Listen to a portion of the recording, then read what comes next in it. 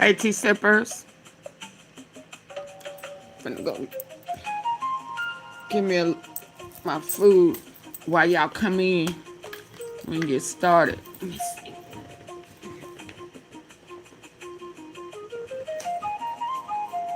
Dang it, I forgot to get something to drink. Hey, tea sippers, come on in. Come on in. I'll be right back to you to wash my hands. Hey, come on in. Come on in. Happy Wednesday. Happy hump day. We over the hump. We halfway over the hump. We almost, we more than half. Let's go.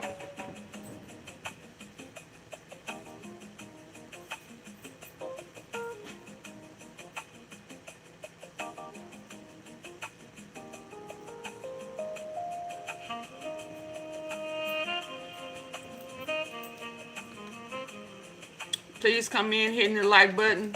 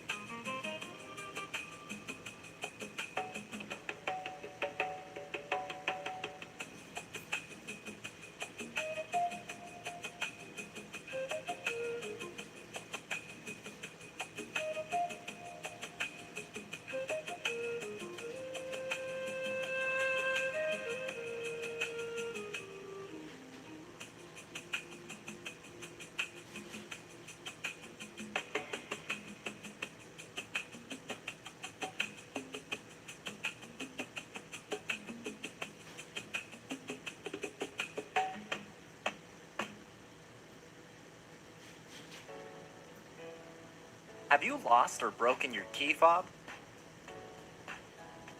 Whatever the case, not having a remote complicates life. Did you know you don't have to go to the dealer and spend hundreds of dollars on a replacement key fob? Say hello to the world of Keyless Entry Remote Inc. Our company offers high-quality, factory OEM key fob replacements for up to 80% off dealer prices. How can we offer such a great deal?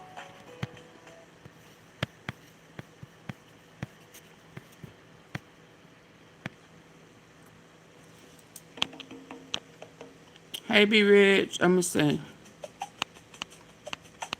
Janet, Crystal, Be Rich, Marie, Crystal. Come on, come on.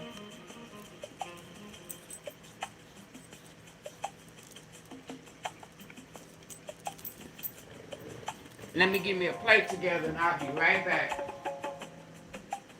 Please hit the like button.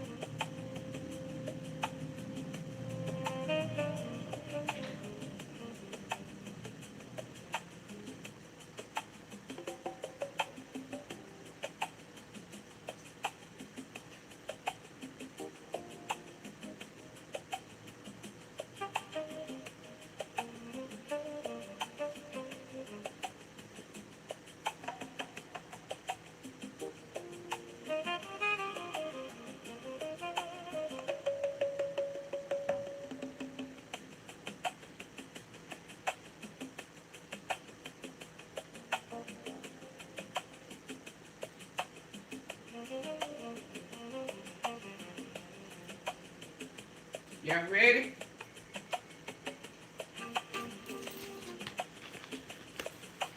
I am sorry now if I'm crunching in your ear.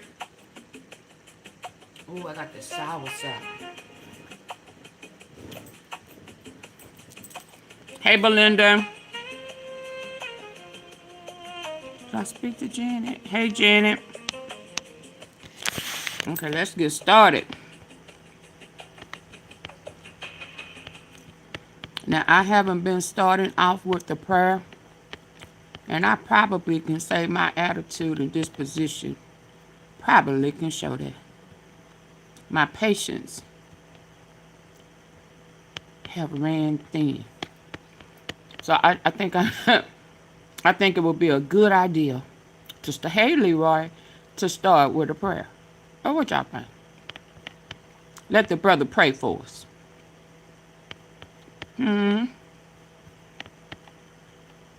Let the brother pray for us. Let me get to him. I'm gonna try it. Hey, where you at?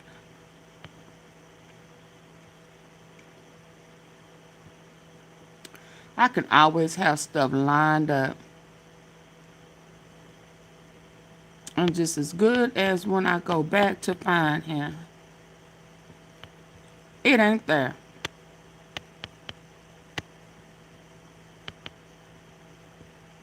Let me get to the history.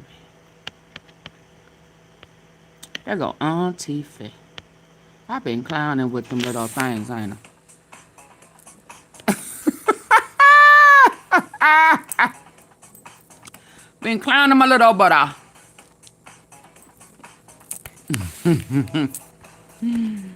Oh my goodness. This right here is a challenge for all of my Christian content creators, man. I want to hear you use this sound in your next. Let me find him. So he can, there you go. Enhance your membership with the American Express Platinum Card and access over $3,500. No credit cards. You know, these people kill me. Right now. I just got off the a call about credit cards, and guess what? The first commercial I hear is about a damn credit card. Man, with their eavesdropping butts. Let's go.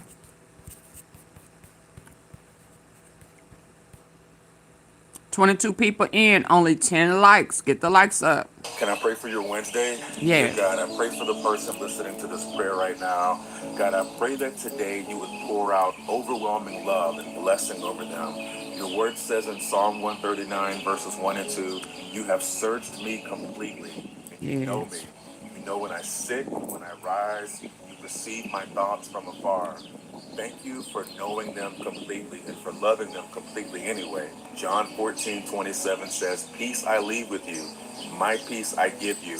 Do not let your hearts be troubled and do not be afraid. Lord, calm Hey, every Illis. trouble today. Calm every anxious thought. Calm every fear about the future. Calm every burden that they've been carrying silently. Lord, I pray that they would feel your strength today. They are tired, Lord. They are emotionally drained. They are Amen. discouraged from Yes, battles they Lord. have been fighting for a long time. Your word says in Nehemiah 8, verse 10, the joy of the Lord is your strength.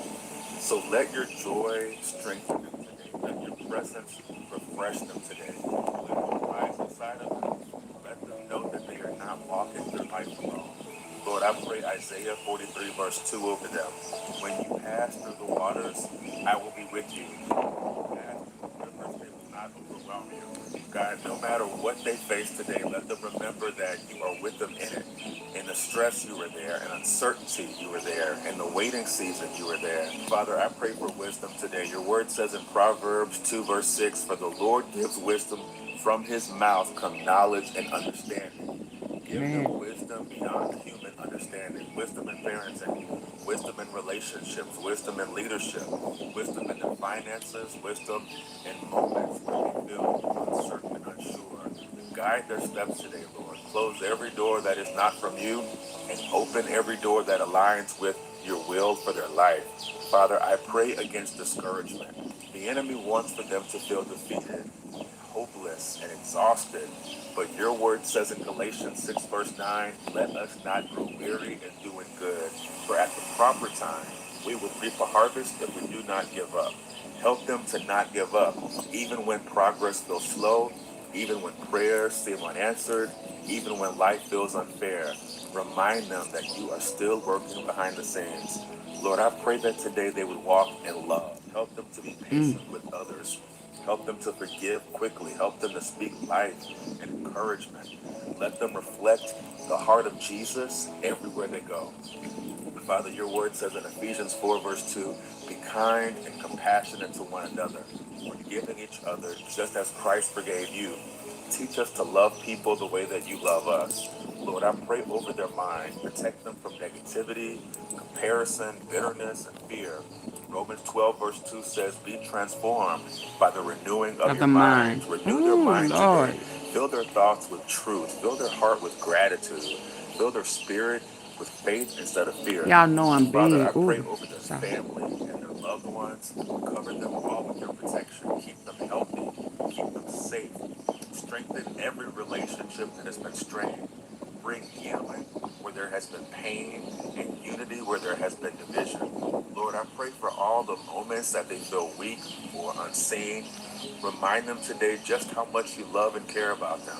Your word says in Isaiah 49, verse 16, see, I have engraved you on the palms of my hands. Thank you that we are never forgotten by you. Father, I pray for unexpected blessings this Wednesday. Unexpected peace, unexpected favor, unexpected opportunities, unexpected encouragement.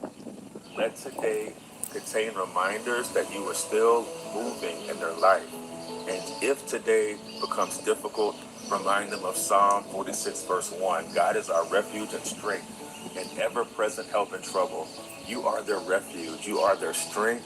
You are their help. You are their peace. God, thank you for being faithful even when we are weak. Thank you for loving us through every season of life. Thank you for your grace that meets us every single day.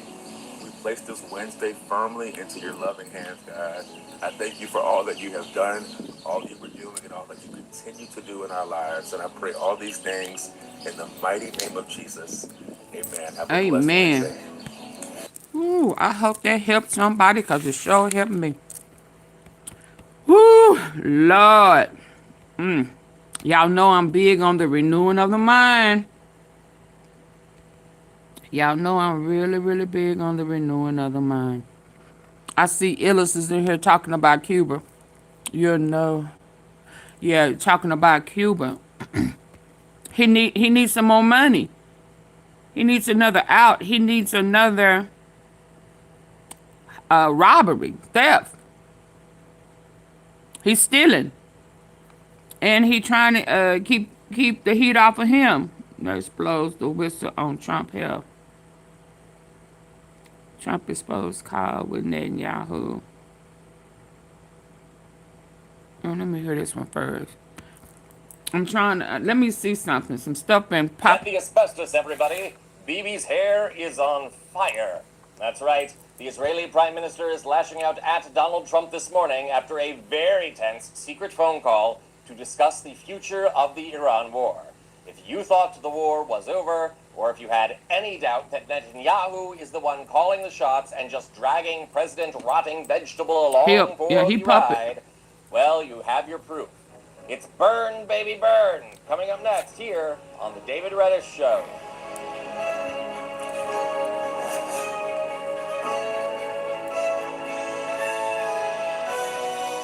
Welcome to the show, Ellis, let me pull viewers, up and thank you for turning Cuba. in. I am, as ever, your host, and we have a lot to unpack in this story, so we need to get right to it. We are 2.5 months, almost 3, into the ongoing war with Iran.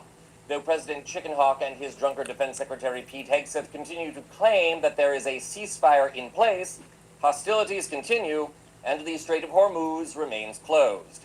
Gas prices continue to rise, and He got analysts are now played. warning that oil supplies have almost totally depleted in the wake of the war, meaning the price will rise Hey, even Kelly. higher and faster. Thanks to the ongoing I'm good. I conflict, hope all is well no with you. end in sight, despite Trump's assurances, earlier today, the Senate passed a war powers resolution designed to remove Trump's authority to prosecute the war. Take a look. Turning to the latest on the war with Iran, the U.S. Senate has now moved forward with a war powers resolution aiming to force President Trump to end the war unless he receives congressional approval. And that's the first time that Senate bill has passed following a prior attempt. Shouldn't have to go through The president that. put planned military strikes on hold as negotiations with Iran continue. The president says a reasonable deal means Iran must turn over its enriched uranium and agree to never develop a nuclear weapon. That has Those are nothing to do with concessions you that going Iran through does not want to Congress. make. Senate Democrats say getting this War Powers Act put into law is crucial. It's a recognition that renewing the war against Iran is not a great idea, that we should be trying to resolve this diplomatically.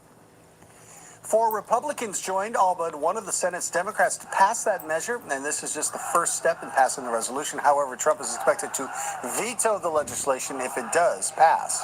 And as the war in Iran continues, gas prices in our state, they remain at a record high this morning, with Washington drivers paying $5.79 per gallon. That is according to AAA. So, the tide is turning in the war here at home, even as midterm campaign season begins. And it gets worse for the Groposaurus Rex, so stay with me.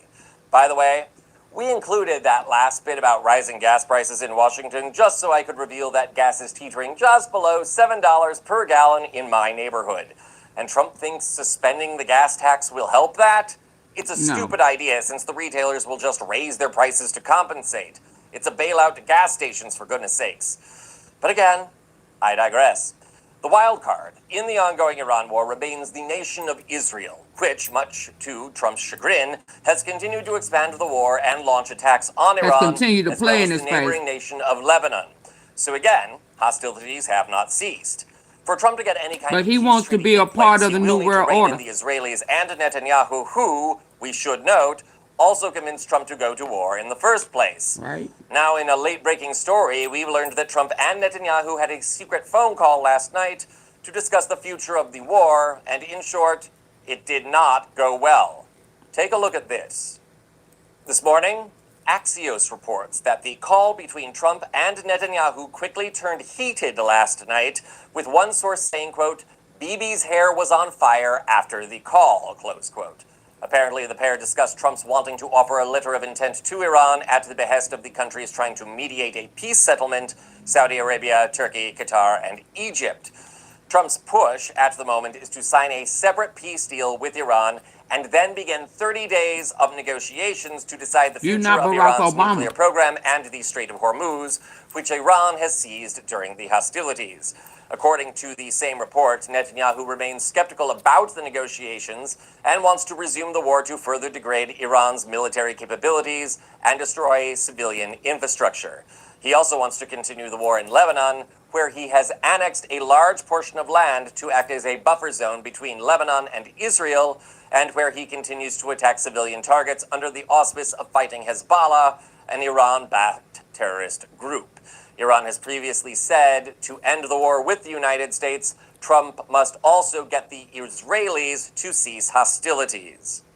So, in other words, Bibi is humiliating Trump by blocking a peace deal Trump badly needs, and by doing his best to ensure the war drags on, costing Americans billions of dollars, not to mention a massive human toll. So I ask you, beautiful viewers, who has the leverage? Is Trump bold enough to pressure Netanyahu by threatening to cut off American aid to Israel? Is he Baby. savvy enough to get the Iranians to end the war with the United States and leave Israel to fight on its own? No. Don't bet on it. Either situation would cause massive escalation of the war, and if nothing else, both scenarios prove Trump doesn't have much leverage here against Iran or Netanyahu. Thus, the enormous cost of the war escalates, further dragging out American defeat and Trump's humiliation. So how do we get out of this? Everybody my guess, threatening him. Trump So will who have is to he most accept a scared deal of? for Iran to discontinue its nuclear program without handing over its uranium, and he will have to allow the country's civilian nuclear energy capabilities as well.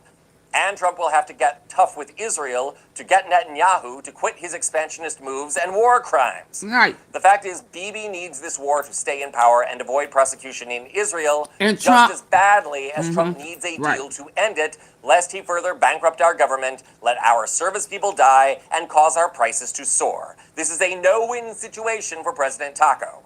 And the real question, how much will that loss be, and how much will he lay it at the feet of the rest of us? So everybody Remember, threatening to stay him, up to date on this and all other breaking stories, subscribe to our and channel he now. backed in the corner. He backed in the corner. This is what happens when you done made deals with everybody. Done promised everybody a little bit of this and a little bit of that.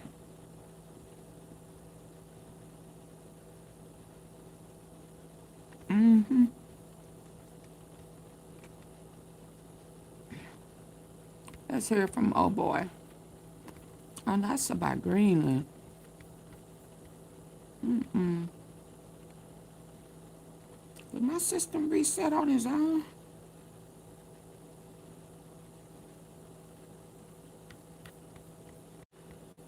Stop calling me. Goodness. Is this the panic?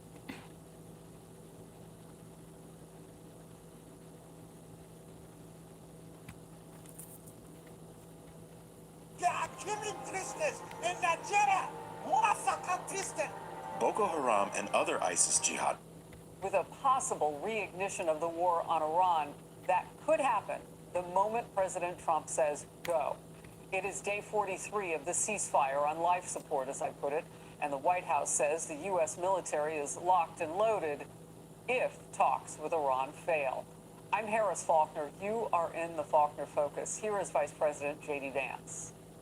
We have an opportunity here, I think, to reset the relationship that has existed between Iran and the United States for I don't want to hear this The line. premises of the Great Hall of the People in Beijing. Yep. And this exhibit featured Donald Trump is panicking as Putin's trip to China is clearly scaring him. Donald Trump left China with nothing but some rose seeds. That was Xi Jinping's I'm going gift to talk to about Donald the Trump. Cuban leader. In contrast, Vladimir Putin got a much Wait, bigger we should have welcome known than that Donald because he Trump. was already And talking then as about a parting Cuba was gift, next. Xi Jinping displayed the unbreakable friendship of great nations, strategic partnership of great powers exhibit at the premises of the Great yes, I Hall don't of know the why People everybody's in shocked about that. Beijing. And this exhibit featured gigantic photos of Xi Jinping next to Vladimir Putin. And the theme of this exhibit was Unbreakable Alliance. And clearly you have Xi Jinping and Putin sending a message to Baby, they all up in his face with it. Let's go. Donald Trump about how weak and pathetic he is. Putin and Xi Jinping also signed numerous documents announcing a multipolar world order. Again, another jab at Donald Trump. And then Xi Jinping gave Putin a much bigger welcome than even Donald Trump got right after Trump showed up. So just think about this. Right before Donald Trump shows up in China, who's there? Iran's foreign minister, Araghchi. Then Trump shows up and says, oh, you're so strong and you're so powerful. Hey, Monty. Xi Jinping gives Donald Trump some rose seeds. to leave, knowing that the Rose Garden was destroyed by Donald Trump and Melania.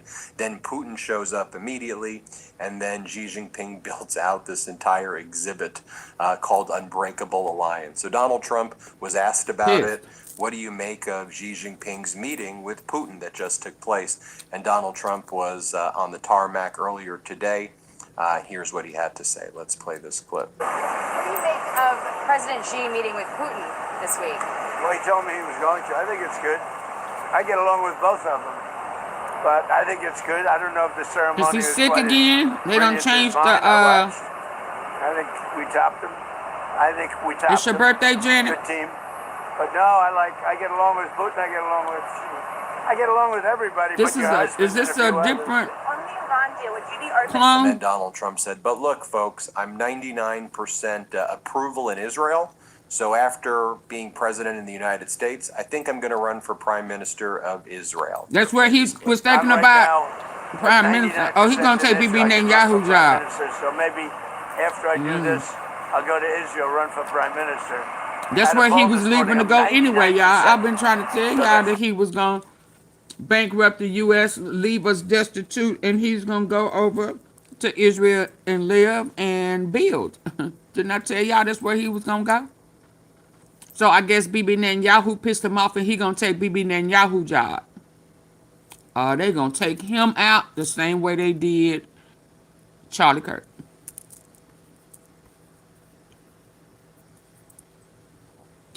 The same exact way. She said, yes, let's go. Yeah, I mean, he talking about taking BB job. Did he say the prime minister? So he finna run, y'all. He finna run. And he done declared himself a Jew-ish, right?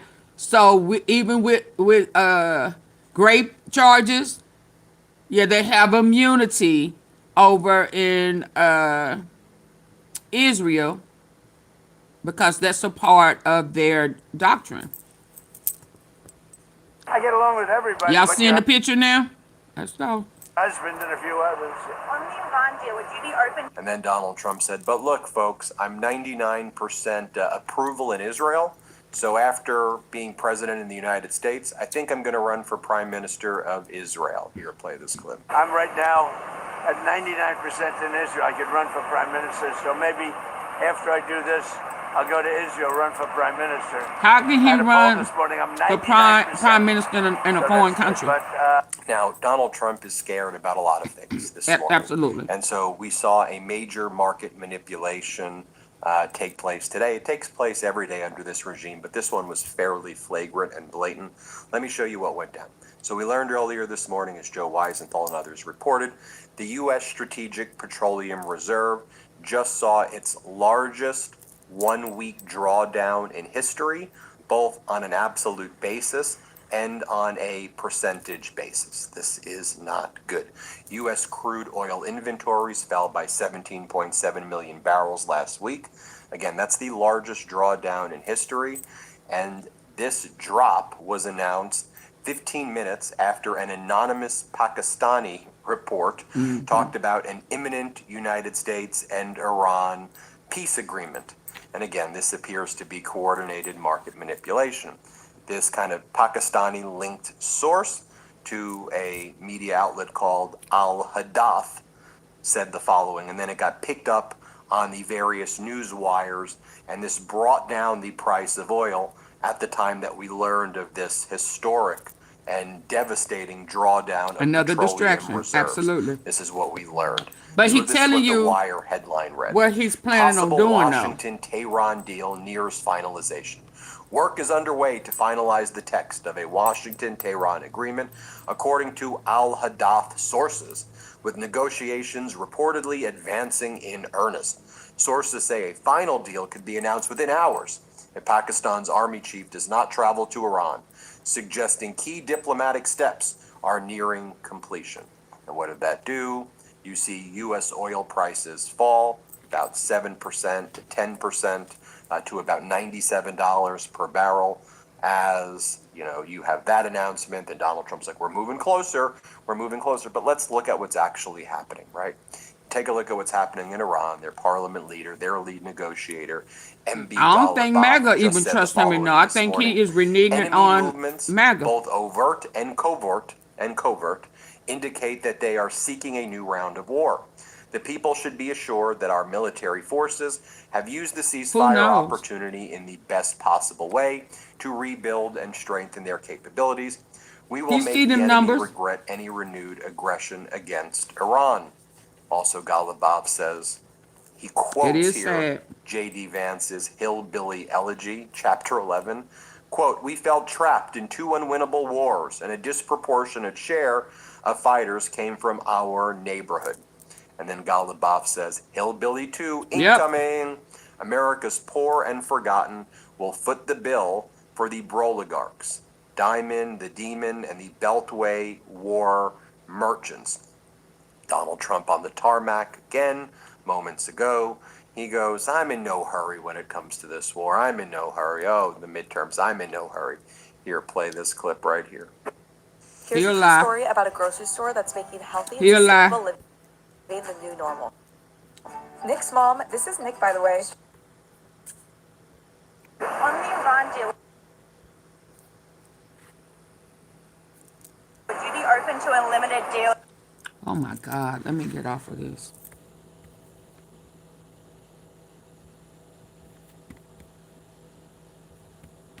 that just covered the Strait of Hormuz? What does that mean? On What does Iran, that so a mean? limited deal just for a longer ceasefire? What does that mean? What does that mean? Oh, Lord. You don't have nobody around you to tell you what that means? You don't know? You can't hear? What we doing? What? Oh, my God, Lord. Open to a limited deal that just covered the Strait of Hormuz? What does that mean? On Iran, just a limited deal just for a longer ceasefire? We'd have to open the strait. That would open immediately. So we're going to give this one shot. I'm in no hurry. You never think, oh, the midterms, I'm in a hurry. I'm in no hurry. I just... Oh, yeah, you are. Ideally, I'd like to see few people killed as A opposed to a few lot. people killed. Oh, my God.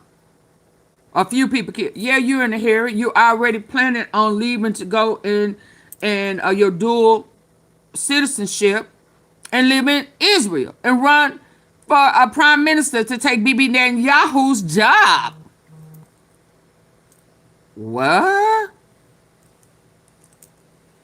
What? Now you talking about you want a few people killed. I mean, y'all, oh my God. They need to hurry up and move faster. For real. Just, ideally, I'd like to see few people killed as opposed to a lot. We can do it either way, but We can do it either I'd like way. to see few people killed. I just wonder whether or not they have the good of the people, because We can do it some either of the way. things they're doing to me means they don't have the good of the people, and they have to have the good of the people. Now, one of the things that we also learned took place late last night is that Donald Trump and Netanyahu held a phone call. Israel's News 12 described it as lengthy and dramatic. Donald Trump then told the press that he would allow 2 to 3 days for negotiations to play out earlier this week. And then today on the tarmac, Donald Trump was asked about that conversation with Netanyahu. And Donald Trump's like, he's fine. He'll do whatever I want. The U.S. and Israel are obviously coordinating this hour by hour about what's taking place. Here, play this clip. What have you said to Prime Minister Netanyahu about Iran and how long to hold off on strikes? He's fine. He'll do whatever I want him to do. He's a very, very good man.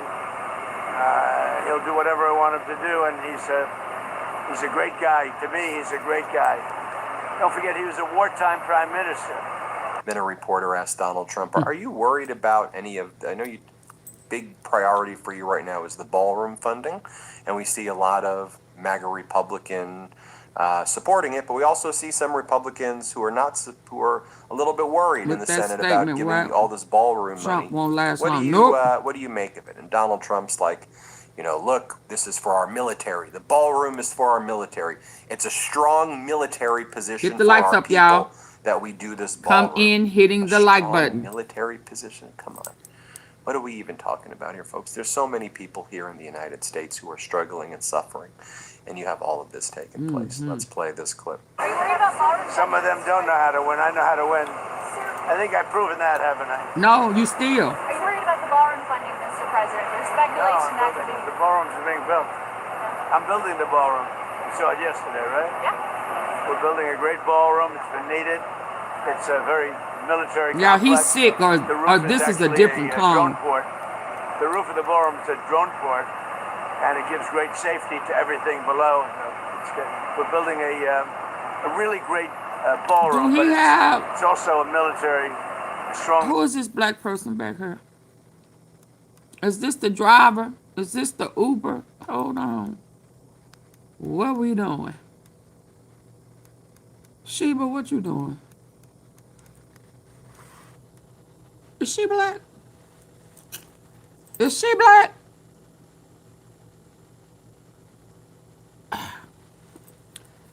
Y'all see her? Interesting.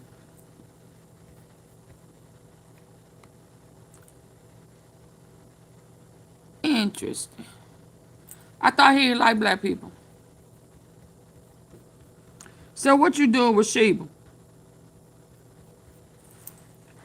Y'all know which? This is a clone. He can't talk good. He's just his mouth sounds like it's full of. What is going on?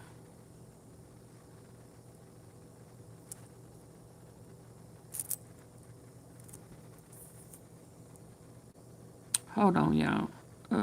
Hold on.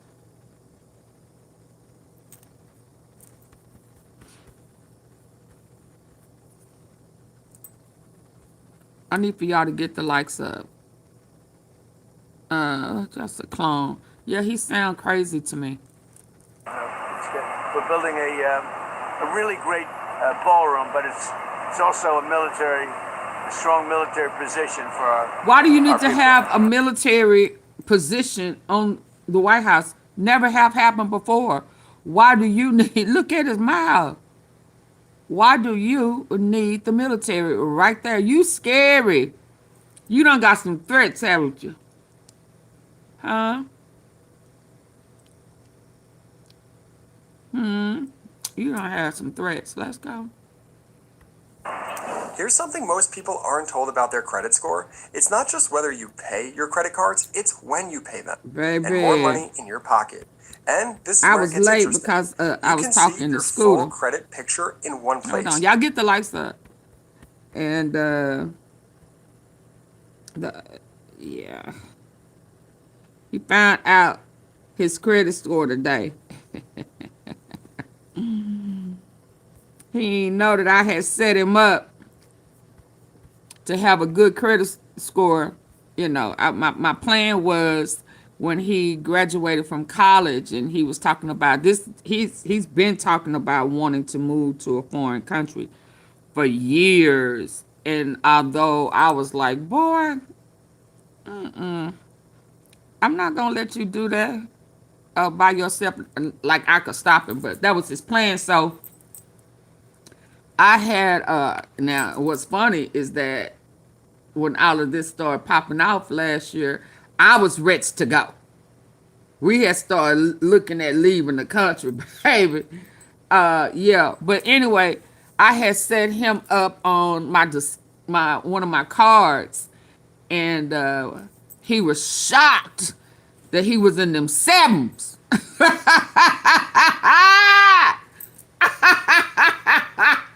He was shocked that he was in them sevens.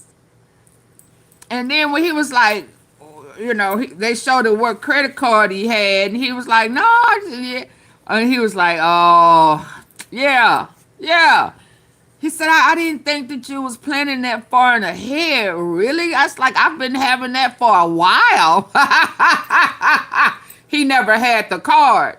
It was just set up under me as a user to build his credit. He was shocked. He was like, really? In the sevens? Yeah. I take care of mine, boo. I want you to be ready and prepared. And you was talking about going to Japan, boo. I had to, you know. But anyway, I thought it was funny that he was so shocked to know what his credit score was. he growing up, man. He's making decisions on his own, and I'm proud of him. I'm saying all that to say I'm proud of him, and things that his understanding is so advanced, and I'm proud of myself for preparing him for greatness. However it falls and lands. So, in spite of what's going on, continue to set your kids and grandkids and your loved ones up for greatness if you can. If you can. Yeah, I need for y'all to hit the like button. Let's go. Shout out to Scooter, since sometimes he in them bushes. Oh, I cut the volume all the way down. My bad. Trump says that he would become the next prime minister. So, but nice to see how many points gain. Donald Trump is out there Yeah, talking planning to about be ballrooms prime minister. as they're manipulating the market, and as Donald Trump says that he would become the next prime minister of Israel. Real disturbing images were posted and videos were posted by Israeli Security Minister Ben-Gvir. He visited one of these detention centers or camps where the global Samud flotilla activists, the international flotilla activists, are being held. And it was a really horrible video, and he's taunting the individuals who were detained, and he's screaming at them, and you see that they're in these horrible conditions, and he's posting it kind of gloating about the situation, and it's really horrible stuff. But that's Trump and Netanyahu for you right there. Netanyahu says, that doesn't represent. Come on. That's the Trump Netanyahu regime for you. Donald Trump then sends HUD Secretary Scott Turner out there to try to do his bidding. Here's what he said moments ago. Let's play it. What do you want to say about this spike in mortgage rates today? What can you do, and what should be done in terms of getting these rates lower? Well, good morning, Maria. It's always great to be with you. The president is laser focused on keeping our country safe, to not have an evil regime, to have a nuclear weapon. The president is focused on that to make sure that Americans and American people are... You see, the American people, by the way, 7% mortgage. Most Americans can't get any mortgage at all right now. Americans can't afford their rent. They're renters and they can't afford their rent, yet alone afford a home. And we're seeing foreclosure delinquencies skyrocket right now. But you do see these kind of the pro-oligarchs, the oligarchs, these right-wing oligarchs. They're getting richer and richer and richer. And you have Jeff Bezos, for example, giving an interview at CNBC, and this is the ridiculous thing that he had to say. Here, play this clip. We've had lots of wars and tariffs and all sorts of things that have happened since then. What do you think? I think he has. I'm comparing him to his first term, and I think he is a more mature, more disciplined version of himself than he was in his first. Then we learned more about the Kobayashi letter report, and others reported. Financial Times reported it first. Donald Trump Jr.'s investment firm, 1789 Capital, has seen its assets under management surge by 1,650% over the last year to $3.5 billion. They say that they are building an investment empire around, quote, patriotic capitalism. And they describe themselves as the new Carlyle Group. And they just so happen to get in on all of the new big IPOs before they go public. I wonder, and Don Jr. gets to be on all of these boards. Have you ever seen more blatant corruption? I want to point this out as well. Obviously we've done a lot of reporting on Donald Trump's $1.776 billion slush fund for the January 6th insurrectionists after he sued the IRS and Treasury Department for $10 billion in his personal capacity based on a data leak during his first term of tax returns that involved 450,000 Americans. And Trump says, I'm personally injured $10 billion, and now I'm going to settle for $1.776 billion, and I'm going to create this slush fund. That's where people are focusing on, but that's the smoke screen, okay? What happened yesterday was that second document where the United States government waived and released all claims and forever barred the IRS from like investigating Donald Trump for tax fraud or tax evasion and not paying his taxes. And so what Donald Trump built into the settlement agreement, based on all of the grifting that he's doing and all of the quid pro quos, assume he's making billions and billions of dollars, right, from all of these deals with foreign countries. Him and the Trump Organization, they're parties to this action. So think about all the deals that they did. This settlement agreement waives all tax liability and any tax evasion or tax fraud or any misconduct, any claims against Trump, Trump's family regarding taxes. So if they don't pay, this is my legal analysis, you could disagree with it. So to me, if they don't pay their taxes going back, there's no remedy against them right now based on this agreement, if this agreement stands. So that could be billions and billions of dollars. That's what I was calling out when he said, oh, I'm going to donate the money to charity. I'm saying when he was going to donate it and then he's going to write it off and then he was going to roll over his write-offs year over year to never pay taxes. And so they try to come up with a scheme to basically have him never pay taxes again. That's my opinion of what's really going on there. And then the 1776 stuff, the $1.776 billion slush fund, that's horrible and impeachable and as corrupt as can be, but I think that's distracting from what he and his family personally gained. I want to point that out to you. And then finally, former Cuban President Raul Castro was indicted by the DOJ as the United States moves closer to invading Cuba. This is part of the dramatic escalation in Trump's pressure campaign against Cuba. And, obviously there's a blockade there, although Russia's able to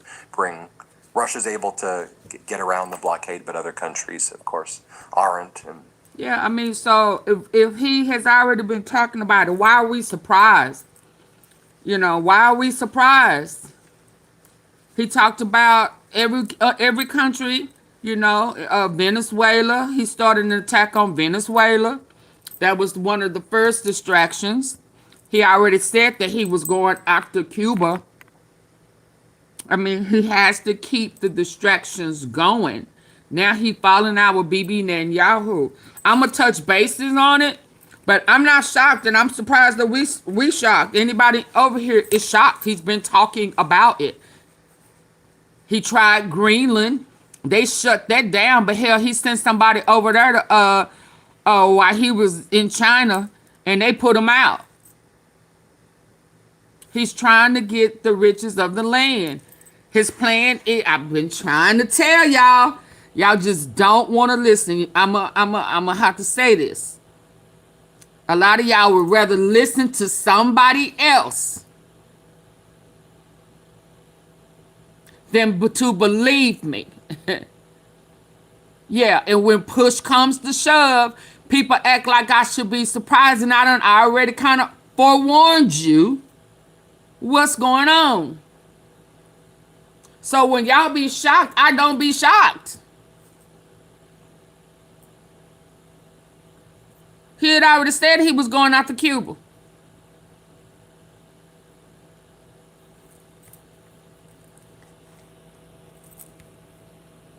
And I don't get donations enough to be deviating from what I already have planned to talk about. I've been here 51 minutes. I have 27 likes. No Cash App, no support. Yeah, so if I ain't already talking about it, I really don't care about it. Because we should already know what direction he going in if you pay attention. But a lot of times people be all over the place obtaining a whole bunch of fake news stuff. And I don't get the support I need. So if y'all want to go over there and listen to all that crazy shit, do that. Don't bring it over here until I'm ready to talk about it. Because it irritates me because I don't have the support for me to do the research and live my life. So all that jumping through hoops and shit, I'm just not in that type of spirit with y'all because y'all don't support me. So don't expect for me to do that type of research until I'm back monetized or until y'all start supporting me. No disrespect. I just don't know how many times I have to say this, and you're not sending any type of support for me to do my research effectively. Yeah, no, I'm not doing that no more. I'm not doing that no more. I don't get paid, and y'all are not supporting. Now, I hope that helps you with that. I don't give a This shit is part about it. of the dramatic escalation in Trump's pressure campaign against Cuba.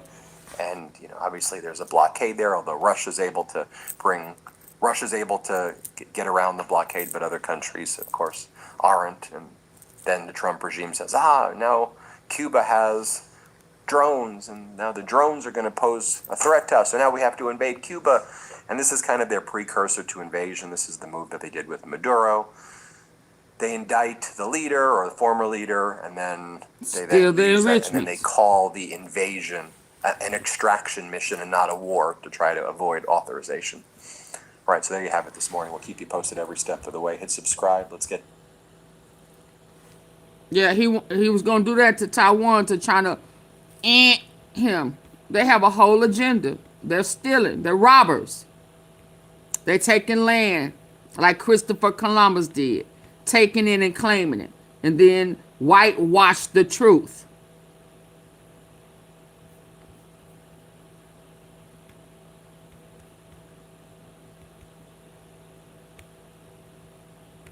What do I have next?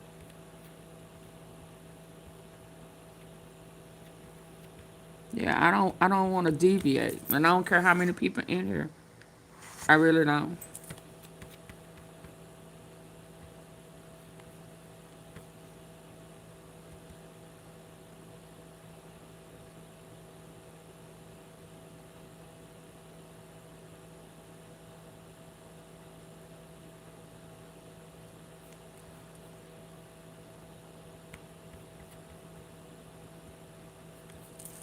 Oh, he got his glasses on today. Let's go, Bill. On truth. Now look, I want you to sit with me for a moment. Just sit with me. Because what I'm about to tell you, what happened this past weekend, it isn't just another headline. It isn't just another post on social media. It is, in my judgment, the most dangerous convergence of events in the Persian Gulf since Saddam Hussein lit those oil wells on fire in 1991. Oh, wow. Y'all, I'm gonna pause until y'all get the likes up. Double tap the face of your phone if that's how you're eavesdropping, or hit those three dots at the top right corner. I'm gonna wait.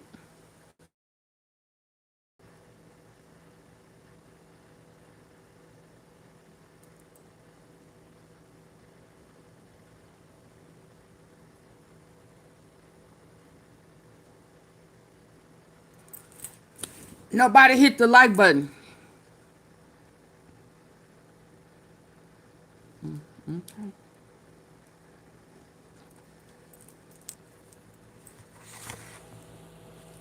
I'm not in that mood. So.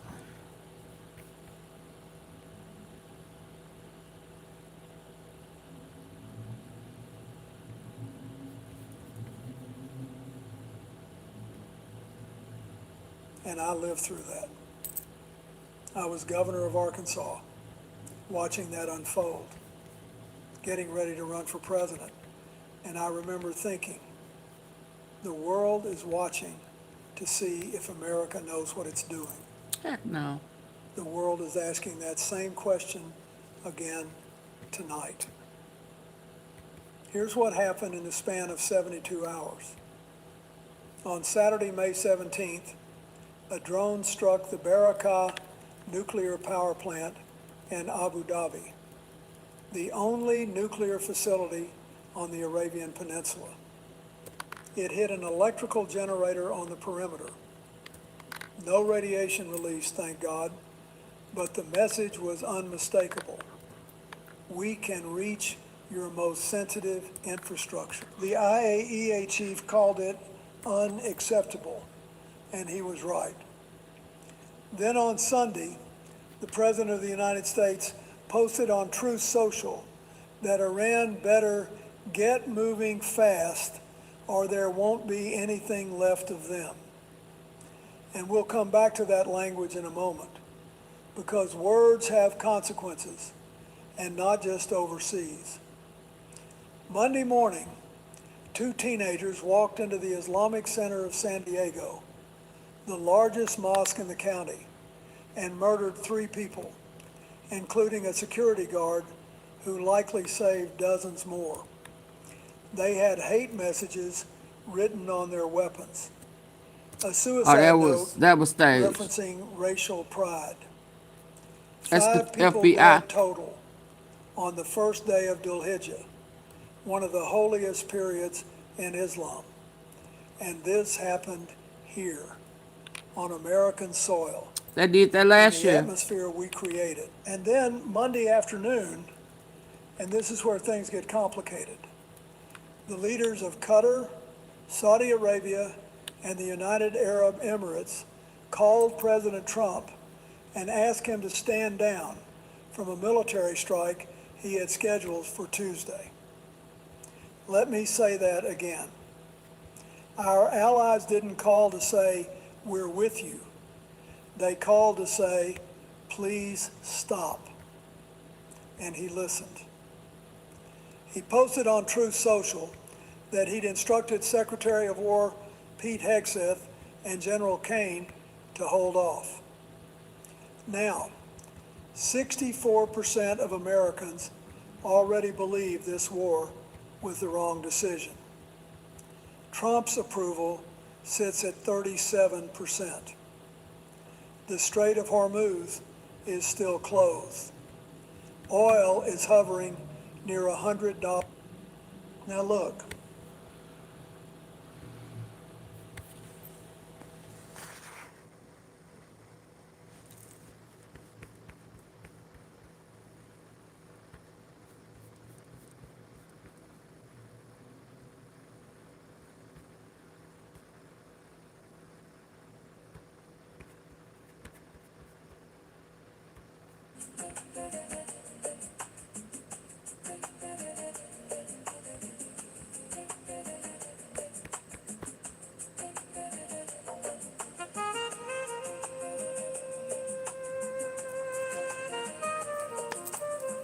I'll be back when y'all decide to get my likes up.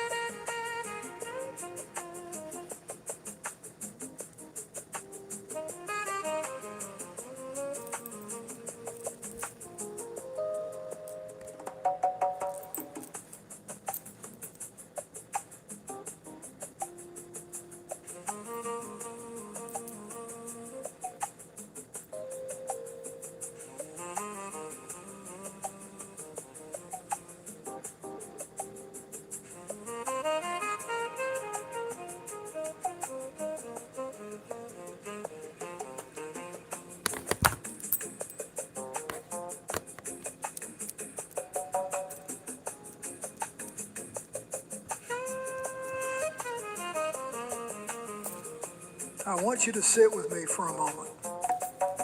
Just sit with me. Because what I'm about to tell you, what happened this past weekend. Now look, I want you to sit with me for a moment. Just sit with me. Because what I'm about to tell you, what happened this past weekend, it isn't just another headline. Yesterday in Paris, 7 of the world's most powerful finance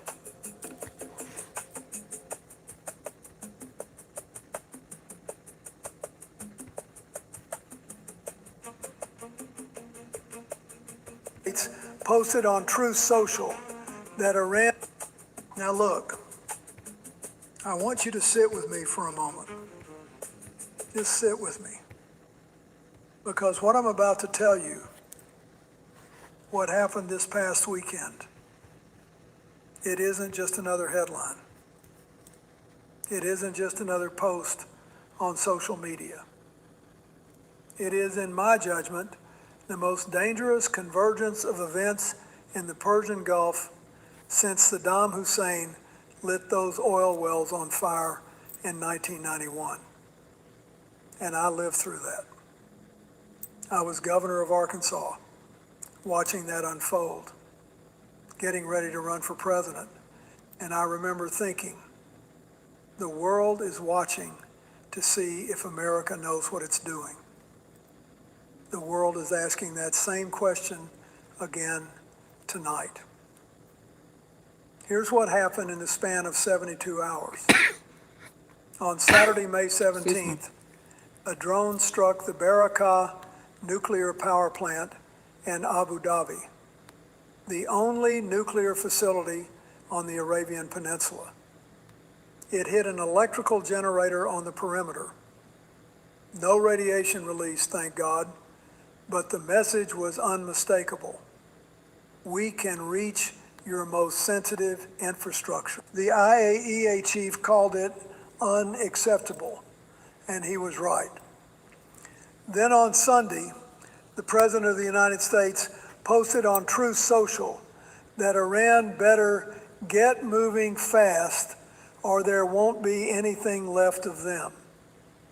And we'll come back to that language in a moment, because words have consequences. Absolutely. And not just overseas. Monday morning, 2 teenagers walked into the Islamic Center of San Diego, the largest mosque in the county, and murdered 3 people, including a security guard who likely saved dozens more. They had hate messages written on their weapons. They did that in Dallas. They did that at that synagogue last year. 5 people dead total on the first day of Dhul Hijjah, one of the holiest periods in Islam. And this happened here, on American soil, in the atmosphere we created. And then Monday afternoon, and this is where things get complicated, the leaders of Qatar, Saudi Arabia, and the United Arab Emirates called President Trump and asked him to stand down from a military strike he had scheduled for Tuesday. Let me say that again. Our allies didn't call to say, we're with you. They called to say, please stop. And he listened. He posted on Truth Social that he'd instructed Secretary of War Pete Hegseth and General Kane to hold off. Now, 64% of Americans already believe this war was the wrong decision. Trump's approval sits at 37%. The Strait of Hormuz is still closed. Oil is hovering near $100 a barrel. The war has cost $29 billion. Congress has never authorized it. And the Secretary of Defense told a senator last week that the ceasefire has approximately a 1% chance of living. So let me ask you something, and I mean this sincerely. Who is in charge of this? Who is steering the ship? Because when your own allies are the ones pulling you back from the brink, that's not strength. That's not leadership. That is a nation that has lost the thread. And we'll talk about how we got here and what comes next, because this story isn't over, not by a long shot. I now have all the comprehensive information needed. Let me write parts 2 through 8. Here they are. Now, to understand what happened this weekend, you've got to understand how we arrived at this moment. And I'm going to walk you through it because context matters. It always matters. On February 28, 2026, the United States and Israel launched nearly 900 airstrikes on Iran in 12 hours. They called it a surprise attack, launched during active negotiations between the U.S. and Iran through Pakistani mediators. They assassinated Supreme Leader Ali Khamenei.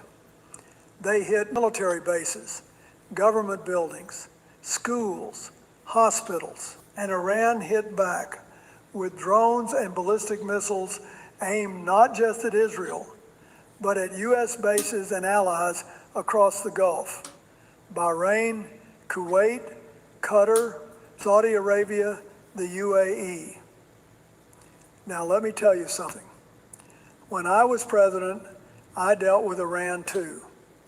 We had our confrontations, but we also had a principle.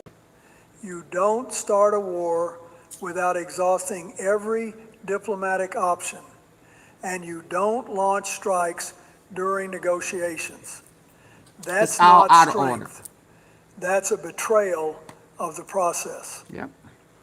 By April 8th, Pakistan brokered a ceasefire, but the Islamabad talks collapsed because the U.S. came with ultimatums, not offers.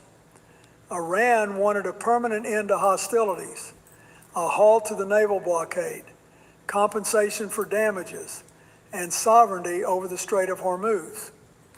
The U.S. demanded Iran keep only one nuclear site, transfer its enriched uranium stockpile, and accept a 20-year suspension of all nuclear activity.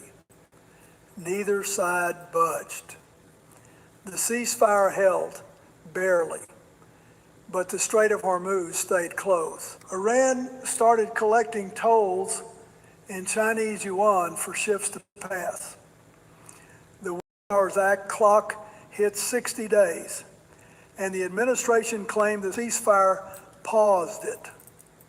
Congress voted 6 times to end hostilities, 6 times defeated. The war has cost $29 billion. Wow. And here we are. No authorization, no exit strategy, no resolution. This is where things start to get complicated. Let me walk you through what unfolded between Saturday and Monday of this past weekend. Because when you lay these events side by side, they tell a story that no single headline captures. Saturday, May 17th. They don't want us to know the truth. A drone penetrates UAE airspace from its western border. 2 are intercepted. 1 gets through. It strikes an electrical generator on the perimeter of the Baraka nuclear power plant in Abu Dhabi, the only operating nuclear facility on the Arabian Peninsula. No radiation released. The IAEA confirmed that. But the message was unmistakable. Iran was saying, we can reach your most sensitive infrastructure. Sources told the Jerusalem Post the strike was designed specifically to send a message to the UAE about the cost of standing with Washington. Sunday, May 18th, President Trump posts on Truth Social, for Iran, clock is ticking, and they better get moving fast, or there won't be anything left of them. Now remember, The Secretary of Defense had already called this war a gift to the world. He told Congress the ceasefire has approximately a 1% chance of surviving.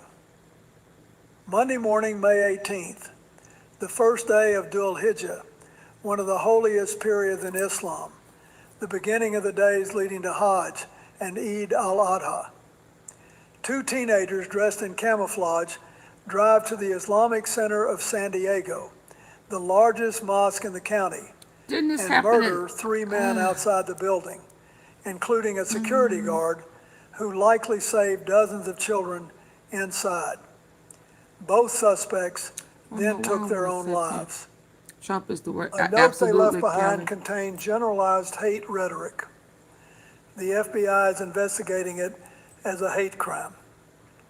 And then Monday afternoon, the leaders of Qatar, Saudi Arabia, and the UAE called Trump and asked him to hold off a military strike scheduled for Tuesday. He posts on Truth Social that he's instructed Hegseth and General Kane to stand down. Our allies called not to support us, but to restrain us. And we'll come back to what that means. Now look, here's the honest truth about what it means when your allies pick up the phone and ask you not to attack. I've been in that chair. I know what those calls feel like. And I'll tell you this, in my time, when an ally called to restrain us, it meant one thing: we had lost the narrative. We had crossed from strength into recklessness, and the people standing beside us were starting to calculate whether standing with America was costing them more than it was protecting them. Qatar, Saudi Arabia, and the UAE didn't call because they respect this president's judgment. They called because that drone hitting Baraka told them exactly what would happen next if we struck Tuesday. Iran would retaliate against them, against their desalination plants, their airports, their petrochemical facilities. Summer is coming. Temperatures in the Gulf reach 130 degrees. If you destroy a desalination plant, people die of thirst within days. Now, President Trump framed the stand down as respect. He said the Gulf leaders asked him, and he obliged out of friendship. But let me tell you something I learned in 8 years. When allies are the ones pulling you back from the brink, that's not respect, that's fear. They fear that our war is destabilizing them more than it's weakening Iran. And then you've got Secretary Hegseth telling Congress the ceasefire has approximately a 1% chance of living. Senator Chris Coons looked at him and said what many of us were thinking. You've achieved a series of tactical successes on the verge of a strategic loss. And Hegseth's response? He called it foolish. He dismissed the concern. So I ask again, who is steering the ship? Because when your defense secretary can't produce ceasefire documentation when pressed by Representative Aguilar and calls a devastating bipartisan critique foolish, that's not leadership. That's a man in over his head running a war without a plan. We've got to remember something. The framers of our Constitution were explicit about this. The power to declare war belongs to Congress, not the President. The War Powers Resolution says that after 60 days of hostilities, either Congress authorizes the action or the troops come home. That's the law. Now, this war began on February 28th. 60 days hit at the end of April. And what did the administration do? Secretary Hegseth told Congress that the April 8th ceasefire paused the clock. No formal documentation, no signed agreement, just a verbal claim that since the fire was technically ceasing, the timer stopped. Representative Aguilar pressed him, "Show me the document." And Hegseth's answer, "A ceasefire means the fire is ceasing." That's not a legal argument. That's a bumper sticker. Let me tell you, I navigated this during Kosovo. We launched airstrikes against Yugoslavia without a formal congressional declaration. And I'll be the first to tell you, the constitutional questions we faced were real and serious. Congress voted down a declaration of war and also voted against the resolution requiring us to stop. We got the job done in 78 days with NATO support and no U.S. combat fatalities. But even so, legal scholars challenged us. It mattered. The president mattered. This situation is not Kosovo. This is a war that's been going on for nearly 3 months, has cost $29 billion, has killed over 2,000 Iranian civilians by Iran's own count, has 15 U.S. soldiers dead and over 500 wounded, and has no congressional authorization. None. 6 votes in the Senate to end hostilities, all defeated. The House voted it down 213 to 214. 1 vote. This war has no democratic mandate, and the administration is governing by assertion rather than authorization. That's a dangerous precedent, not just for this conflict, but for every president who follows. Because if you can wage a war this large without Congress, then you have fundamentally altered the balance of power in our system. And we've got to care about that regardless of party. Here's where I want to connect 2 things that too many people are treating as separate: the war abroad and what's happening at home. Because they're not separate. They never are. Monday morning, 3 men were murdered in a mosque. The suspects left behind hate rhetoric. They dressed in camouflage. They attacked on the first day of one of Islam's holiest seasons, Kelly. when families are preparing for Hajj, when children are gathering for religious instruction. 50 to 100 children were inside that building. And the atmosphere in which those teenagers were radicalized, we've got to be honest about this, did not appear in a vacuum. When the President of the United States writes, "There won't be anything left of them," about an entire nation. When the Secretary of Defense calls a war against a Muslim majority country a gift to the world. When rhetoric reaches that pitch and sustains that pitch for months, vulnerable people hear permission in those words. That's not a legal argument. It's a human one, and it matters. And then there's the economic dimension. Oil has been trading between $95 and $108 a barrel. The Strait of Hormuz remains effectively under Iranian control. Gas prices are climbing as summer approaches. The Pentagon just requested a $1.5 trillion budget for fiscal year 2027. Chairman Tom Cole, a Republican, told Hegseth that America First has never meant America alone. It means we lead with strength alongside our allies. Senator McConnell warned about the damage to NATO. When Republicans are telling you the strategy is fraying, the strategy is fraying. 64% of Americans now say the war was the wrong decision. Trump's approval sits at 37%. The midterm elections are approaching. And the political strategy of projecting strength, it's no longer projecting strength. It's projecting isolation. and the cost is being paid in lives, in dollars, and in the trust of communities that no longer feel safe at prayer. Let me tell you something. After 50 years in and around governance, I've learned that the hardest part of a crisis isn't recognizing the problem. It's accepting that there are only a limited number of ways out. Oh, wow. And right now, I see 3 roads from where we are. None of them is easy. Y'all, I need for y'all to hit the like button. What is stopping y'all from hitting the like button?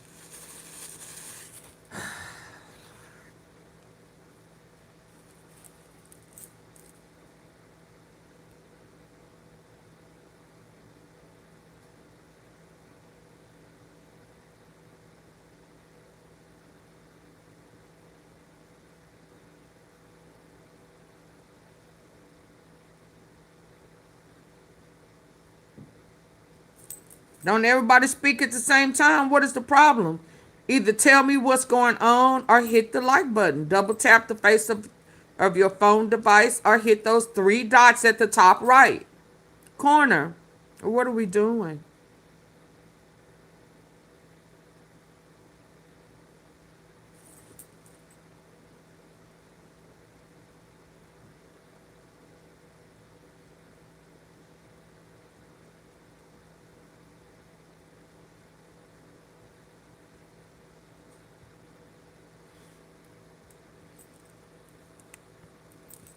Road 1. A deal is reached through Gulf mediation. Iran accepts nuclear limitations, perhaps the 20-year suspension, in exchange for sanctions relief, the lifting of the naval blockade, and the reopening of the strait. Trump gets to call it a win. The Gulf states stabilize. Oil prices come down. But this deal will be fragile because the trust that underpins any agreement has been shattered. You don't launch strikes during negotiations and then expect your counterpart to believe your next promise.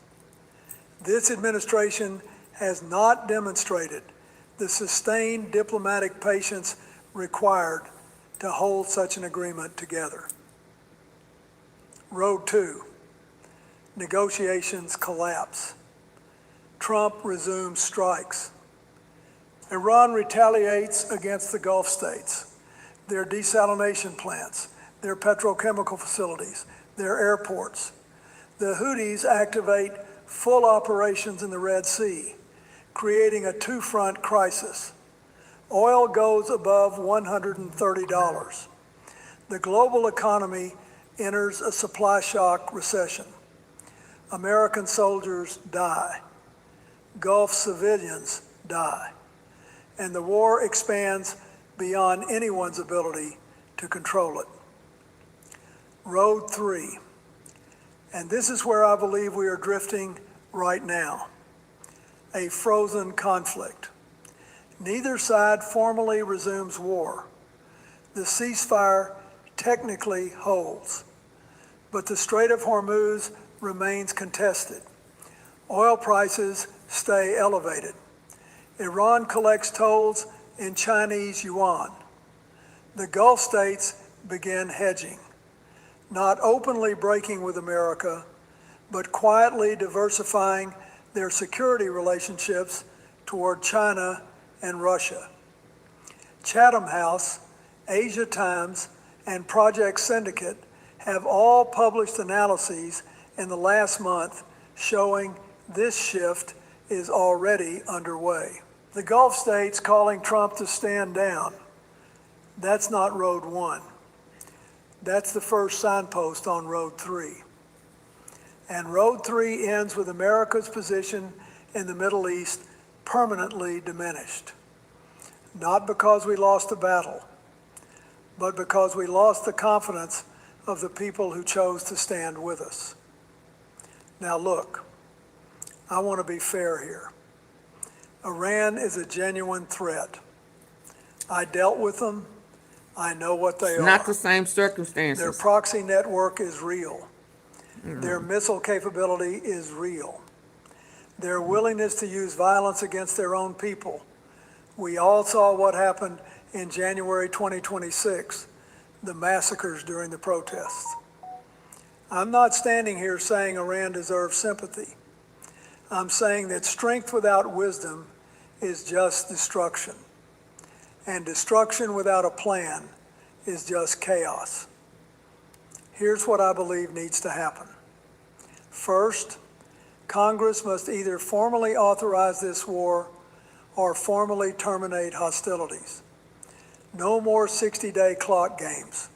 No more assertions without documentation. The American people deserve a vote, an up or down vote, on whether their sons and daughters should be fighting this war.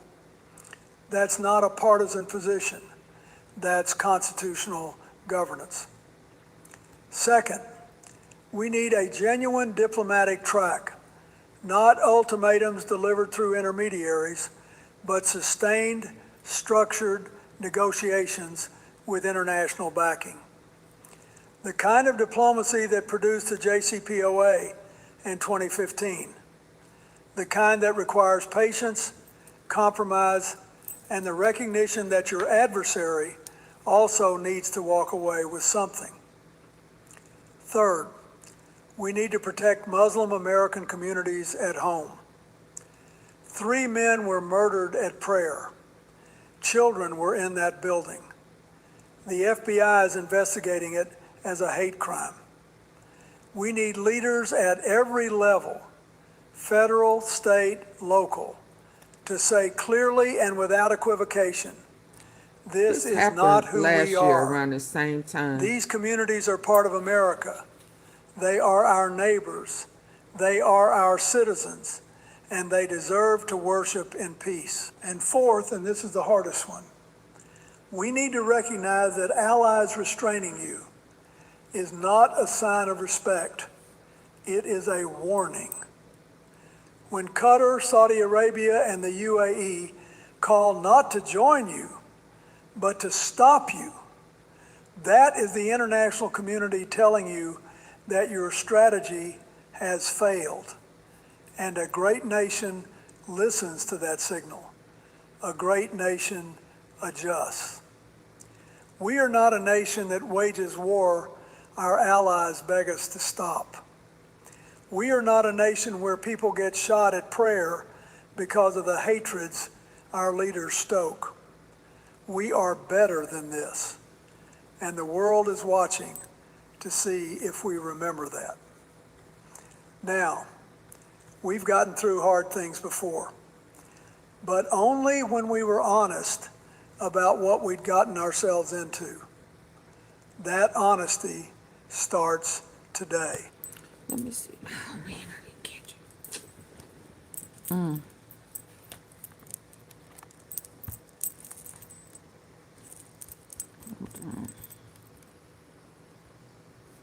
Now, we've gotten through hard. Now look. What's the date on this? Let me see.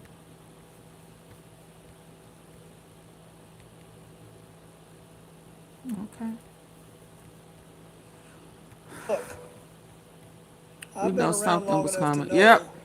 when something is just politics and when something fundamental has changed.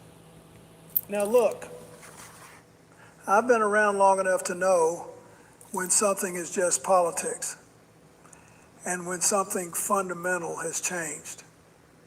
And folks, what happened this week in Brussels, in Ashdod, in Beijing, and in Washington, this isn't just politics anymore. On May 19th, 3 of NATO's highest military commanders, Admiral Cavo Dragoni, General Grinkovich, and Admiral Van Beer, stood before the cameras in Brussels and held a joint press conference. Now that alone should tell you something. These are not men who seek headlines. These are the people whose job is to keep 1 billion people safe while the rest of us sleep. And what Admiral Cavo Dragoni said, listen carefully. He told the world that NATO must maintain steadiness and consistency and must not be thrown off course by social media or other distractions. Now, let me tell you something. In 40 years of public life, I have never heard NATO's top military authority use language like that. That wasn't aimed at Moscow. That wasn't aimed at Beijing. Everybody in that room knew exactly who that message was for. And here's the honest truth. When I was president, I worked to expand NATO eastward because I believed the alliance was the same.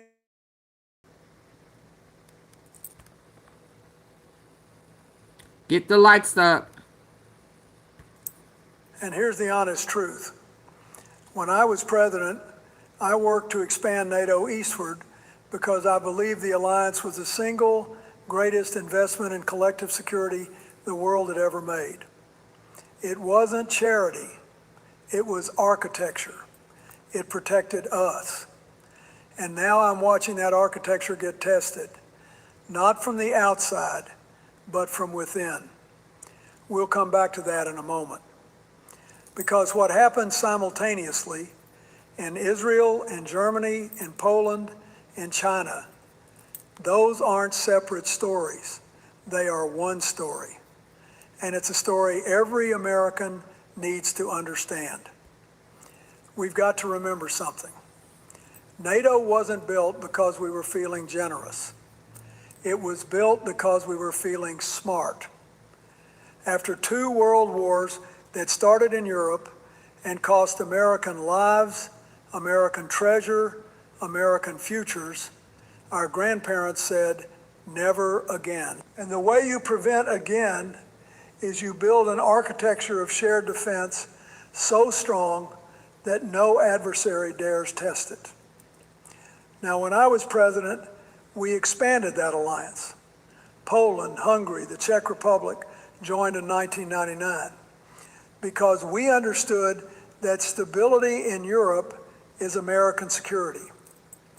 Every dollar we invested in that alliance came back to us tenfold in trade, in intelligence sharing, in military bases that project American power, in allies who showed up when we were attacked on September 11th.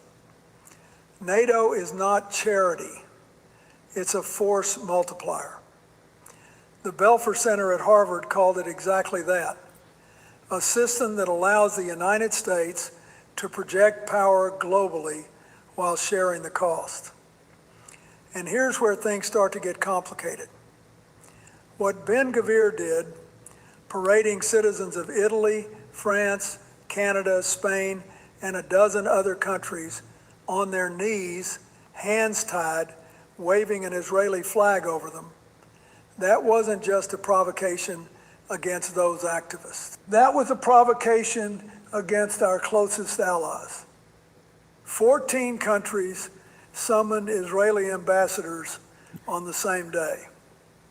The EU called it degrading. Poland... Are y'all still here? I need for y'all to hit the like button. Hit something. I need to know y'all still here. I'm not saying my chat move. What we doing? I'm finna shut this down.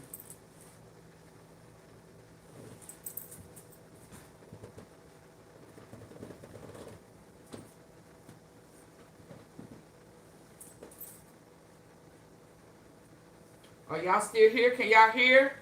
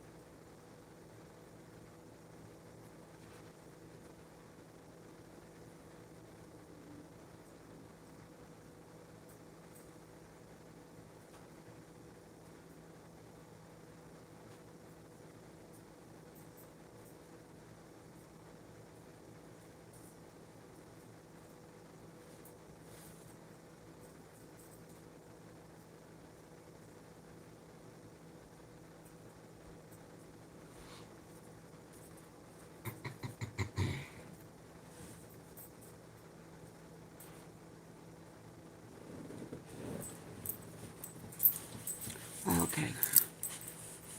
Hi, Sherry. Justice for its citizens. The UK, Canada, Australia, and New Zealand imposed sanctions on Ben-Gvir personally. And what did the President of the United States, the man who leads the free world, say? Nothing.